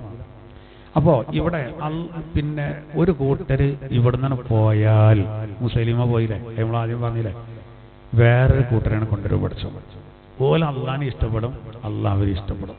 അപ്പോൾ അഹ്ലുൽ യമനാണ് അതുകൊണ്ട് ഉദ്ദേശം എന്നാണ് ചില മുഫസ്സിറുകൾ പറയുന്നത്. എന്നാൽ വേറെ ചിലർ പറയുന്നത് അതുകൊണ്ട് ഉദ്ദേശം അൻസാറുകളാണ്.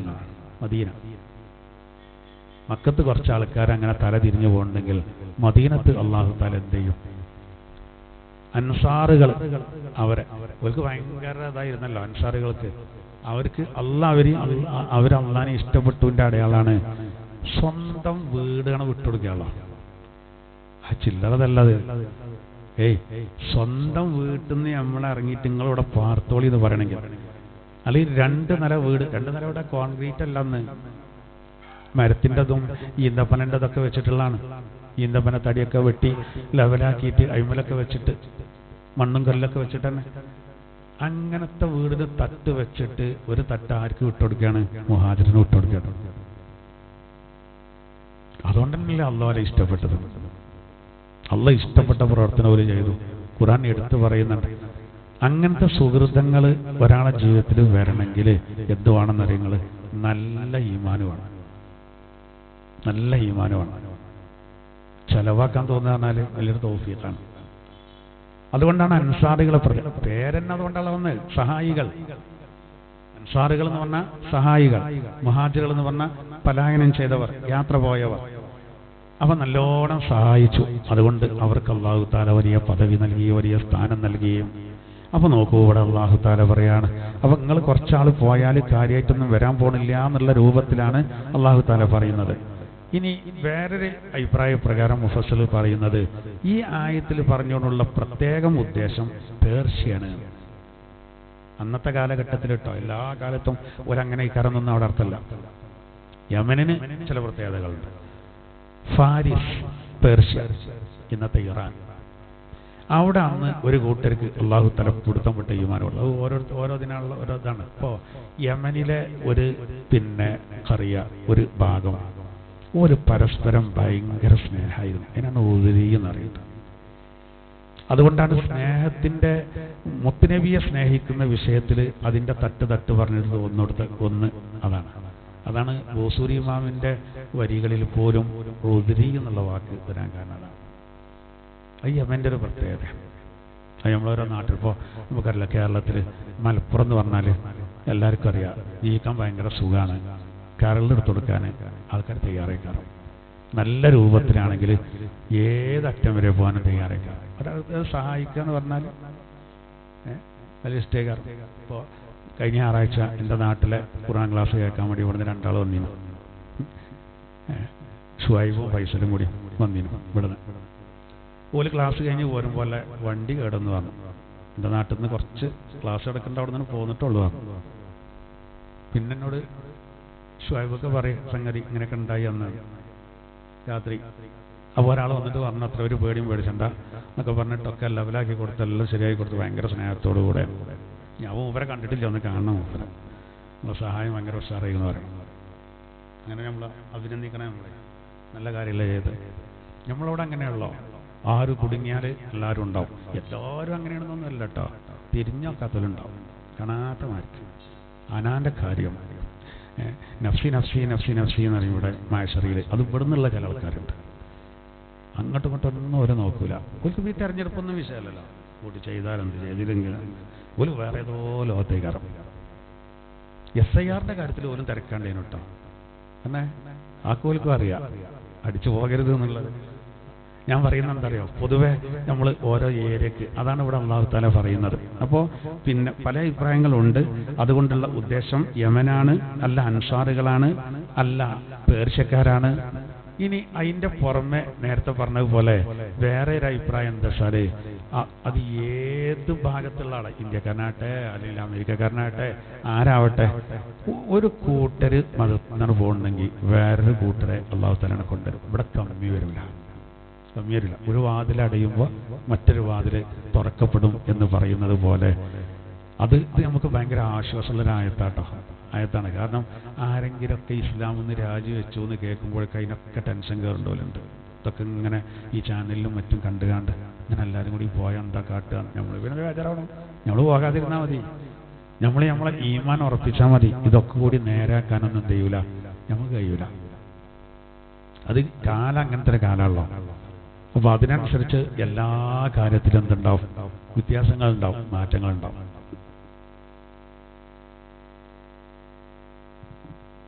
എന്നാലും അൽഹംദുലില്ലാഹ് നല്ലതിനെ ഇഷ്ടപ്പെടുന്ന ഒരുപാട് ആൾക്കാരുണ്ട് എന്നതിൻ്റെ തെളിവാണ് നമ്മളെ തഹയ്യ 46-ലെ 47 കോടിയായത്. ഞാനതിൽ വേറെ കാര്യം കാണുന്നുണ്ട് കേട്ടോ. സമസ്ത കേരള ജമിഅത്തുൽ വിദ്യാഭ്യാസ ബോർഡിൻ്റെ ആദ്യത്തെ മീറ്റിംഗ് എവിടെയാണെന്ന് നിങ്ങൾക്കറിയാം. വിദ്യാഭ്യാസ ബോർഡ് രൂപീകരിച്ചുകൊണ്ട് അതിൻ്റെ ആദ്യത്തെ യോഗം, ഫസ്റ്റ് യോഗം വാളക്കുളത്ത് ജുമാഅത്ത് പള്ളിയിൽ പുതുപ്പറമ്പിൽ. അതിൽ രാവിലെ സുബഹിസ്കരിച്ച് തുടങ്ങിയ ആ യോഗം അവസാനിക്കുന്നത് ഉച്ചക്കാണ്. അതിൽ ഒരു തീരുമാനം എടുത്തു, നമുക്കൊരു സിലബസ് ഉണ്ടാക്കണം, മദ്രസ ഏകീകരിക്കണം, എല്ലാ കുട്ടികൾക്കും ഒരേ വിഷയം, എല്ലാ മദ്രസയിലും ഒരേപോലെ ആ സിസ്റ്റം തുടങ്ങുകയാണ്. അതിന് കുറച്ച് കാശ് വേണം. അപ്പോൾ അബ്ദുൽ വാരി മുസ്ലിയാർ പറഞ്ഞു, അത്രേ ഒരു കാര്യം ചെയ്യാം, ഞാൻ 25 റുപ്യ തരാം. 25 റുപ്യ എന്ന് കരുതരുതേ, അന്ന് 25 വലിയ സംഭവമാണ്. അല്ലാ അറ്റാക്ക് ഉണ്ടാവും. 25 റുപ്യ എൻ്റെ വക. ആ യോഗത്തിൽ പങ്കെടുത്ത മഹാപണ്ഡിതന്മാരിൽ 17 പേർക്ക് കഴിവുള്ളവരാണ് ഓരോ റുപ്യ. അന്നേ കോട്ടക്കല ആയുർവേദ കോളേജിൻ്റെ അവിടുന്ന് വണ്ടി തലേന്ന് വന്ന് ബസ് ഇറങ്ങിയിട്ടേ അവിടുന്ന് പുതുപ്പറമ്പ് നടന്നിരിക്കണവർ ഉസ്താദ്മാർ. ആ സിസ്റ്റമാണ് ഇപ്പം SK IMBB പറഞ്ഞിട്ട് നമ്മൾ മദ്രസയിലെ കുട്ടികൾക്ക് പുസ്തകം കൊടുക്കുന്നില്ലേ, ആ സിസ്റ്റം. വാളക്കുളം അബ്ദുൽ വാരി മുസ്ലിയാർ 25 റുപ്യയും 17 ഉസ്താദുമാർ ഓരോ റുപ്യ വീതം 17 റുപ്യയും ഉമറാക്കളെ കൂട്ടത്തിൽപ്പെട്ട ഒരാൾ 5 റുപ്യ. 25, 5, 30, 17, 47. 2025 കുറേ കൊല്ലം ഇപ്പുറത്ത് പോകുന്നപ്പോൾ ഒരു കളക്ഷൻ നടത്തിയപ്പോൾ 47 കോടിയാണ്. കഴിഞ്ഞ അത് അതിൻ്റെ ലാസ്റ്റ് സീസൺ ഉണ്ടല്ലോ, അന്ന് ഒരു 4 മണി 5 മണിയായപ്പോൾ എനിക്ക് ഷുഗർ വല്ലാതെ കൂടി. അപ്പോൾ ഞാൻ എൻ്റെ പെണ്ണോട് പറഞ്ഞു ഭയങ്കര ക്ഷീണമുണ്ട്, ഡോക്ടറെ അടുത്തൊന്ന് പോകണമെന്നാണ്. അപ്പോൾ ഡോക്ടർ മകരിവിയായ ഡോക്ടർ പോകുന്നതാണ്. അപ്പോൾ ഞാൻ പറഞ്ഞു 43 കോടി ആയിട്ടുള്ളൂ, 44 കോടി ആവുകയാണെങ്കിൽ ഞാൻ പോകുന്നതാണ്. ഞാൻ എൻ്റെ പെണ്ണുങ്ങളോട് വെറുതെ തമാശ പറഞ്ഞാൽ ഓളെ വിചാരത് ഇപ്പോൾ അടുത്തൊന്നും കോടി ആവില്ല എന്നാണ്. ഇതിങ്ങനെ കണ്ണിമൂ പോലെ കയറുകയാണ് നന്നായിട്ട്. ഒരു സെക്കൻഡിൽ 2000 2500 ഒരു മിനിറ്റിൽ അടിച്ചു കയറുകയാണ്, 1 മണിക്കൂർ കൊണ്ട് 1 കോടി. അപ്പോൾ ഞാൻ പറയുന്നത് എന്താ അറിയോ, നല്ല മനുഷ്യന്മാരുണ്ട്. നമ്മൾ എത്ര എങ്ങനെ പറഞ്ഞാലോ നല്ലതിന് ചെലവഴിക്കാൻ ഇഷ്ടം പോലെ ആളുകളുണ്ട്. ഇതൊരു ഉദാഹരണം പറഞ്ഞതാ. അപ്പോൾ അള്ളാനെ ഇഷ്ടപ്പെടുന്ന ഒരു കൂട്ടര്. അപ്പോൾ ഈ പിന്നെ നിരീശ്വരവാദികളും അങ്ങനെയുള്ള ആളുകളൊക്കെ എത്ര കിടന്ന് യുക്തിവാദികളും മറ്റും പ്രവർത്തിച്ചാലും പള്ളികൾ വലുതാകുകയാണ്, മദ്രസകൾ കൂടുകയാണ്, ആളുകൾ അല്ലെ ഷിയാറോട് കൂടെ നടക്കാൻ ഇഷ്ടം പോലെ ആളുകൾ. ഇപ്പോൾ മനോരമന്റെ അഭിമുഖം നടത്തിയ അവന് പറഞ്ഞെന്താ, ഇങ്ങനെയൊക്കെയാണെങ്കിൽ ഈ തല മറക്കുന്നതും അതായത് ഹിജാബൊക്കെ ഇവിടെ കൂടാണല്ലോ, അതിന് ഓനെന്താ ഏരപ്പൻ, ഓനെന്തായാലും ഇവിടെ ഹിജാബ് കൂടി ഓൽക്കോലെ സൗകര്യം പോലെ ഓൽക്കും വേഷം ധരിച്ചൂടെ. എന്തോ ഒരു പള്ളവേദന അറിയങ്ങൾ, അസ്വസ്ഥത. നമ്മളെ കുട്ടികൾ ഹിജാബ് ഇട്ടിട്ടെ ഇതെങ്ങനെയാലും ഒന്നും ഇങ്ങോട്ട് ഇറക്കണം. ഒരെത്ര പണിയെടുത്തിട്ടും കാര്യമില്ല, അത് ആ രൂപത്തിൽ തന്നെ പോകുള്ളൂ. അതന്നെയാണ് ഇവിടെയും പറയുന്നത്. ഇവരെ സമാധാനിപ്പിക്കുകയാണ്, നബിതങ്ങളെ സമാധാനിപ്പിക്കുകയാണ്. കുറച്ച് ആളുകൾ മതത്തിൽ നിന്ന് ആണ് വ്യതിചരിച്ചു പോയാൽ ഒന്നുമില്ല, അള്ളാഹു താല എന്ത് ചെയ്യും, ഒരു ജനതയെ അവിടെ കൊണ്ടുവരും. അവർ അള്ളാഹുവരെ ഇഷ്ടപ്പെടും. മാത്രമല്ല അതില്ലത്തിനാലൽ മുഅ്മിനീൻ, അവർ ഈമാനുള്ളവരോട് വളരെ വിനയാന്വിതരായിരിക്കും. അഇസ്സത്തിനാലൽ കാഫിരീൻ, സത്യനിഷേധികളോട് വളരെ ഗൗരവമുള്ളവർ. അതാണ്. അതായത് അതിൻ്റെ അർത്ഥം എന്താ വെച്ചാൽ നമ്മൾ മറ്റുള്ളവരോടൊക്കെ എപ്പോഴും ഇങ്ങനെ നേരത്തെ പിന്നെ മുശ്രിക്കീങ്ങൾ നജസാണെന്ന് പറഞ്ഞ ആയത്ത് ഞാൻ പറഞ്ഞല്ലോ, അതുപോലെയാണ്. അത് തീട്ടക്കട്ട കാഷ്ടം പോലെയാണെന്നുള്ള അർത്ഥത്തിലല്ല എന്ന് പറഞ്ഞതുപോലെ ഇപ്പോൾ മുഹമ്മദ് റസൂലുള്ളാഹി എന്നുള്ള ആയത്തിൽ പറയുന്നുണ്ടല്ലോ, റുഹമാ ബൈനഹും. ആയത്തിൽ പറയുന്നിട്ട് മറ്റുള്ളവരോട് ഗൗരവം കാണിക്കുക എന്നാൽ അത് ആദർശത്തിലും മറ്റും ഒരു വിട്ടുവീഴ്ച ചെയ്യൂലോ, അതിലും ഉറച്ചു നിൽക്കും. നബിതങ്ങൾ അങ്ങനല്ലേ, അങ്ങനായിരുന്നു. നാം പറഞ്ഞ ഞങ്ങൾ അങ്ങനെയല്ലേനോ, ഭയങ്കരതായിരുന്നു. ഇബാദത്തിന്റെ വിഷയത്തിലൊക്കെ ഭയങ്കര തീവ്ര നിലപാടായിരുന്നു. പക്ഷെ മറ്റുള്ള മതസ്ഥരൊക്കെ മൂപ്പരെ കാണാൻ വരുന്നുണ്ടാവും, അവരോടൊക്കെ നല്ല രൂപപ്പെടും. അതങ്ങനെയാണ്, അതാണ് പറഞ്ഞത്. അപ്പോൾ മുഅ്മിനീങ്ങളോടെന്ന് പറഞ്ഞാൽ പ്രത്യേകം എന്തുണ്ടാവും, ഒരു താല്പര്യം ഉണ്ടാവും. അതിനും ആരെയും ആക്ഷേപിക്കാൻ പറ്റില്ല, എല്ലാവരും അങ്ങനെ തന്നെയാണ്. നമ്മളൊക്കെ അങ്ങനെ തന്നെയുള്ളൂ. അതുപോലെ നിങ്ങൾ തമ്മിൽ മാത്രമല്ലേ സലാം പറയുള്ളൂ എന്നൊക്കെ പറഞ്ഞ് നമ്മളിങ്ങനെ പറയും. അങ്ങനെയൊന്നുമല്ല, സലാം പറയൽ സുന്നത്തേ ഉള്ളൂ. പക്ഷേ മടക്കൽ നിർബന്ധമാണ്. നിർബന്ധ ബാധ്യത മുസ്ലിമിന് ബാധ്യത ആക്കാൻ പറ്റൂല. അതോടെ നമ്മൾ പരസ്പരം പറയും, അത്രേ ഉള്ളൂ. അല്ലാതെ അതിൻ്റെ അർത്ഥം ഒരാളിപ്പോൾ വാപ്പാൻ നല്ല നോക്കുന്നുണ്ട് എന്ന് കരുതിയിട്ട് അയലോക്കത്തെ വാപ്പാൻ്റെ അതേ വയസ്സുള്ള ആളോട് വെറുപ്പുണ്ടെന്ന് കരുതാൻ പാടില്ലല്ലോ. ഓരോന്നും അതിൻ്റെ അവനാൻ്റെ കുട്ടികളോട് അവന് എത്ര സ്നേഹം ഉണ്ടാവും. പൊതുവെ മറ്റുള്ള കുട്ടികളോട് നമുക്ക് ഉണ്ടാവില്ലേ, ഒരു കുട്ടി റോട്ടിലേക്ക് ഇങ്ങനെ ചെറിയൊരു കുട്ടി ഇറങ്ങി വരുന്നത് നമ്മൾ കാണുകയാണ്, വാഹനങ്ങൾ ഒന്നായിട്ട് വരിക, നമ്മളെന്താ ചെയ്യുക, നമ്മളെ കുട്ടിയല്ലല്ലോ എന്ന് കരുതൂല. ആ കുട്ടീനെ രക്ഷപ്പെടുത്താൻ അവിടുന്ന് മാറ്റാനുള്ള എല്ലാം നമ്മൾ പണി നമ്മൾ എടുക്കും. സ്വാഭാവികമല്ലേ. എന്നാൽ അത് അവനാൻ്റെ കുട്ടിയാണെങ്കിൽ കുറച്ചും കൂടി തീവ്രത കൂടും. അതിനെ ആക്ഷേപിക്കാൻ പറ്റുമോ? അത് മതത്തിൻ്റെ കാര്യത്തിലുണ്ടാവും. അത് എല്ലാവർക്കും പരസ്പരം ഉണ്ടാകുന്ന കാര്യമാണ്. അത്രേ ഉള്ളൂ ഇവിടെയും പറഞ്ഞത്. എല്ലാവരും അവനാൻ്റെ ആളുകളെ കൂടുതൽ ശ്രദ്ധിക്കൂലേ. അതാണ് ഇവിടെ പറഞ്ഞത്. മുഅ്മിനീങ്ങളോട് അവർ വളരെ വിനയാന്വിതരായിരിക്കും. ഈമാനുള്ള ആളുകളോട് അവർ ഭയങ്കര എന്തെയും വിനയം കാണിക്കും. എന്നാലോ മറ്റവരോട് കുറച്ച് പ്രതാപം കാണിക്കും. അതാണ് ഇസ്സത്ത് പറഞ്ഞാൽ തന്നെ പ്രതാപമുള്ള ടൈറ്റ് തന്നെ കയറും. അതായത് ഒരു മറുണ്ട്, ആ മറണ് പൊളിക്കരുത്. അതാണ് അതിൻ്റെ അർത്ഥം. ഇനി നോക്കൂ, വീണ്ടും അല്ലാഹു തആല പറയാണ്, മാത്രമല്ല യുജാഹിദൂന ഫീ സബീലില്ലാഹ്, അവർ അല്ലാഹുവിന്റെ മാർഗത്തിൽ ധർമ്മസമരം ചെയ്യുന്നവരായിരിക്കും. അല്ലാഹുവിന്റെ മാർഗത്തിൽ ധർമ്മസമരം ചെയ്യും. വലാ യഖാഫൂന ലൗമത ലായിം, ഒരാക്ഷേപകന്റെ ആക്ഷേപം അവർ ഒരിക്കലും പേടിക്കൂല. ഒരു ആക്ഷേപകന്റെ ആക്ഷേപം ഒരു പേടിക്കൂല. നബി സല്ലല്ലാഹു അലൈഹി വസല്ലം തങ്ങൾ ഈ വിഷയം വളരെ ശ്രദ്ധിച്ചപ്പോൾ അബൂലഹബ് അടക്കമുള്ള മൂത്താപ്പാന്റെ ആക്ഷേപം അതൊരു വിഷയമാക്കിയില്ല. അങ്ങനെ ഓരോരുത്തർക്കും അങ്ങനെ അനുഭവം ഉണ്ടായിരുന്നു. സഹാബിമാർക്കൊക്കെ ഒരു വീട്ടിൽ തന്നെ പല വിധത്തിലായിരുന്നല്ലോ അംഗങ്ങൾ. ഇസ്ലാമിൻ്റെ ആദ്യകാലത്ത്. അപ്പോൾ ഒരു ആക്ഷേപകന്റെ ആക്ഷേപം ഒരിക്കലും എന്ത് ചെയ്തില്ല, പേടിച്ചില്ല. അപ്പോൾ നമ്മളൊക്കെ ഇപ്പോൾ നല്ല നിലപാട് സ്വീകരിച്ച് ജീവിക്കുമ്പോൾ, മുഅ്മിനീങ്ങളായിട്ട് ജീവിക്കുമ്പോൾ, നമ്മൾ പല ആളുകളും പരിഹസിക്കാണ്ടാവും. നമ്മൾ പള്ളിയിൽ പോകുമ്പോൾ പരിഹസിക്കാണ്ടാവും, മദ്രസയിൽ കുട്ടികളെ ചേർക്കുമ്പോൾ അതിന് പരിഹസിക്കാൻ ആളുകളുണ്ടാവും. അതൊന്നും നമ്മൾ കാര്യമാക്കണ്ട. എന്നിട്ട് അല്ലാഹു പറയുന്നത് ദാലിക ഫളലുല്ലാഹി യൂതീഹി മൻ യശാ. അത്തരം ഒരവസ്ഥ എന്ത് തന്നെ വന്നാലും നമ്മൾ ഉറച്ചു നിൽക്കാനുള്ള നമുക്കുള്ളൊരു കഴിവ് കിട്ടുക എന്നുള്ളത് അത് അള്ളാഹുവിൻ്റെ വലിയൊരു ഔദാര്യമാകുന്നു. അത് അള്ളാഹു ഉദ്ദേശിച്ചവർക്ക് അവന് നൽകും.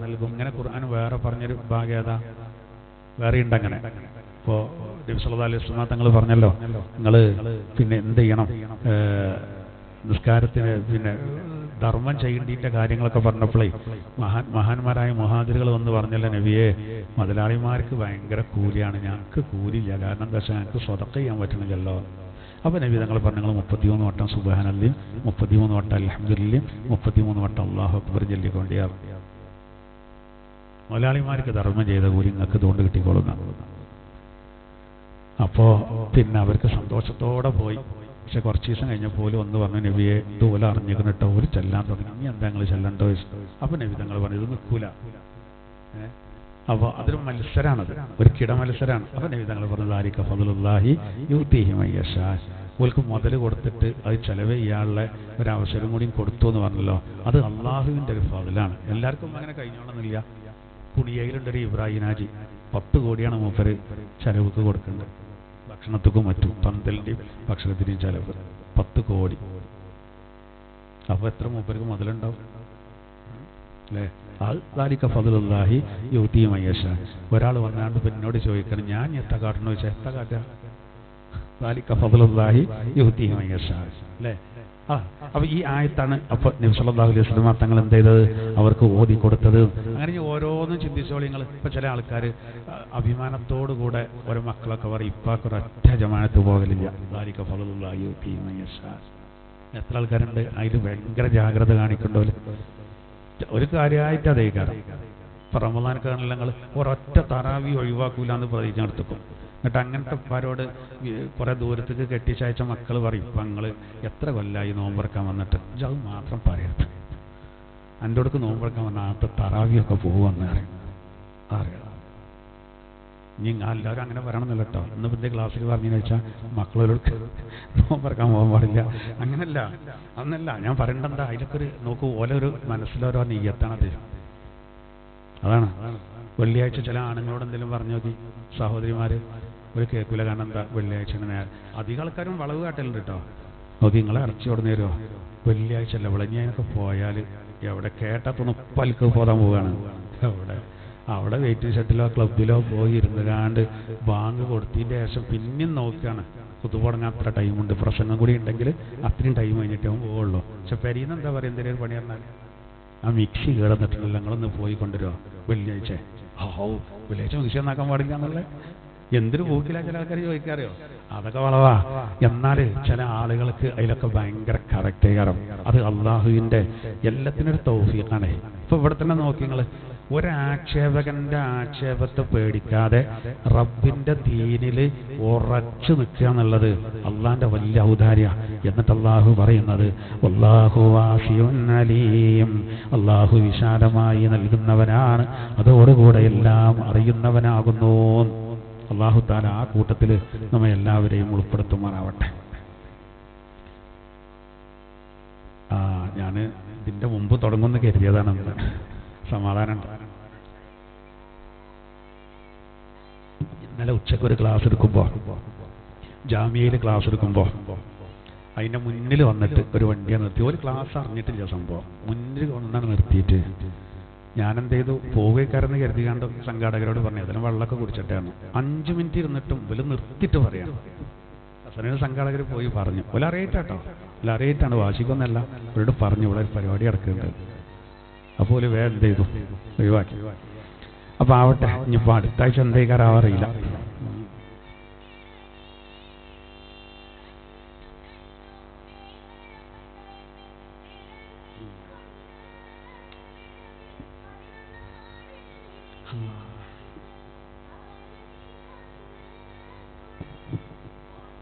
നോദിക്കോളി എന്ന അർത്ഥം വെക്കാം.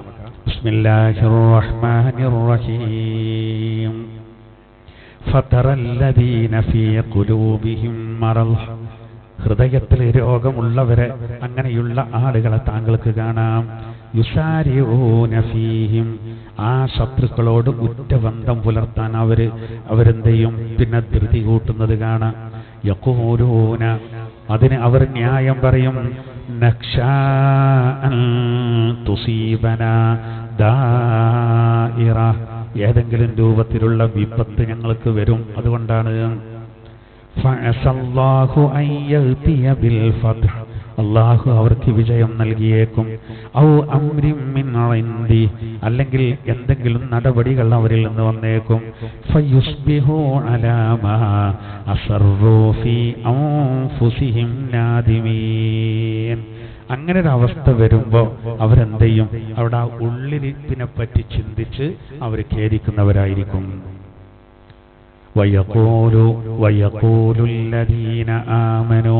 സത്യവിശ്വാസികൾ പറയും, അഹാഉലാഇല്ലദീന അഖ്സമൂ ബില്ലാഹ്.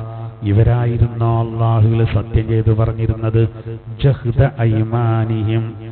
വലിയ സത്യം എന്ന് പറഞ്ഞാൽ ഉഗ്രശപഥം, കഴിവിന്റെ അങ്ങേ തലക്കത്ത് നിന്നാണ്. ഏറ്റവും ടോപ്പിലെ സത്യം ചെയ്യൽ. ഇവരായിരുന്നോ സത്യം ചെയ്ത് പറഞ്ഞിരുന്നത്. ഇന്നഹും ലമഅകും. അവര് നിങ്ങളെ കൂടെയാണ് എന്ന് ഇവരായിരുന്നോ സത്യം ചെയ്തിരുന്നത് എന്ന് നിങ്ങൾക്ക് തന്നെ മുഅ്മിനീങ്ങൾ ചോദിക്കും. പക്ഷേ എന്താ കാരണം? ഹബിതത്ത് അഅ്മാലുഹും. അവരെ അമലുകളൊക്കെ പൊളിഞ്ഞു പോയിരിക്കുന്നു. ഫഅസ്ബഹു ഖാസിരീൻ. അങ്ങനെ അവർ പരാജിതരിൽ പെട്ടുപോയി. യാ അയ്യുഹല്ലദീന ആമനു. സത്യവിശ്വാസികളെ, മയ്യർതദ്ദ മിൻകും അൻ ദീനി. ഒരാൾ തന്റെ മതത്തിൽ നിന്ന് വ്യതിചലിച്ചു പോയാൽ ഫസൗഫ യഅ്തില്ലാഹു ബിഖൗം. അല്ലാഹു ഒരു ജനതയെ അവിടെ കൊണ്ടുവന്നേക്കും. യുഹിബ്ബുഹും വയുഹിബ്ബൂന. അല്ലാഹു അവരെയും അവർ അല്ലാഹുവിനെയും ഇഷ്ടപ്പെടും. അദില്ലത്തിൻ അലൽ മുഅ്മിനീൻ. അവർ സത്യവിശ്വാസികളോട് വിനയമുള്ളവരായിരിക്കും. അഇസ്സത്തിൻ അലൽ കാഫിരീൻ. സത്യനിഷേധികളോട് പ്രതാപം കാണിക്കുന്നവരുമായിരിക്കും അവര്. യുജാഹിദൂന ഫീ സബീലില്ലാഹ്. അവർ റബ്ബിന്റെ മാർഗത്തിൽ ധർമ്മസമരം ചെയ്യുന്നവരുമായിരിക്കും. വലാ യഖാഫൂന ലൗമത ലായിം. ഒരാക്ഷേപകന്റെ ആക്ഷേപം അവർ പേടിക്കുകയുമില്ല. ദാലിക ഫളലുല്ലാഹി യുതീഹി മൻ യശാ. അല്ലാഹു ഉദ്ദേശിച്ചവർക്ക് അവനവന്റെ ഔദാര്യം നൽകുന്നതാണ്. വല്ലാഹു വാസിഉൻ അലീം. അല്ലാഹു വിശാലമായി നൽകുന്നവനും അറിയുന്നവനുമാകുന്നു. അഊദു ബില്ലാഹി മിനശ് ശൈത്വാനിർ റജീം. ബിസ്മില്ലാഹിർ റഹ്മാനിർ റഹീം. ഫതറല്ലദീന ഫീ ഖുലൂബിഹിം മറദ് يسارعون فيهم يقولون نخشى أن تصيبنا دائرة فعسى الله أن يأتي بالفتح أو أمر من عنده فيصبحوا على ما أسروا في أنفسهم نادمين. ويقول الذين آمنوا أهؤلاء الذين أقسموا بالله جهد أيمانهم إنهم لمعكم حبطت أعمالهم فأصبحوا خاسرين. يا أيها الذين آمنوا من يرتد منكم عن دينه فسوف يأتي الله بقوم يحبهم ويحبونه أذلة على المؤمنين أعزة على الكافرين يجاهدون في سبيل الله ولا يخافون لومة لائم. ذلك فضل الله يؤتيه من يشاء. വല്ലാഹു വാസിഉൻ അലീം.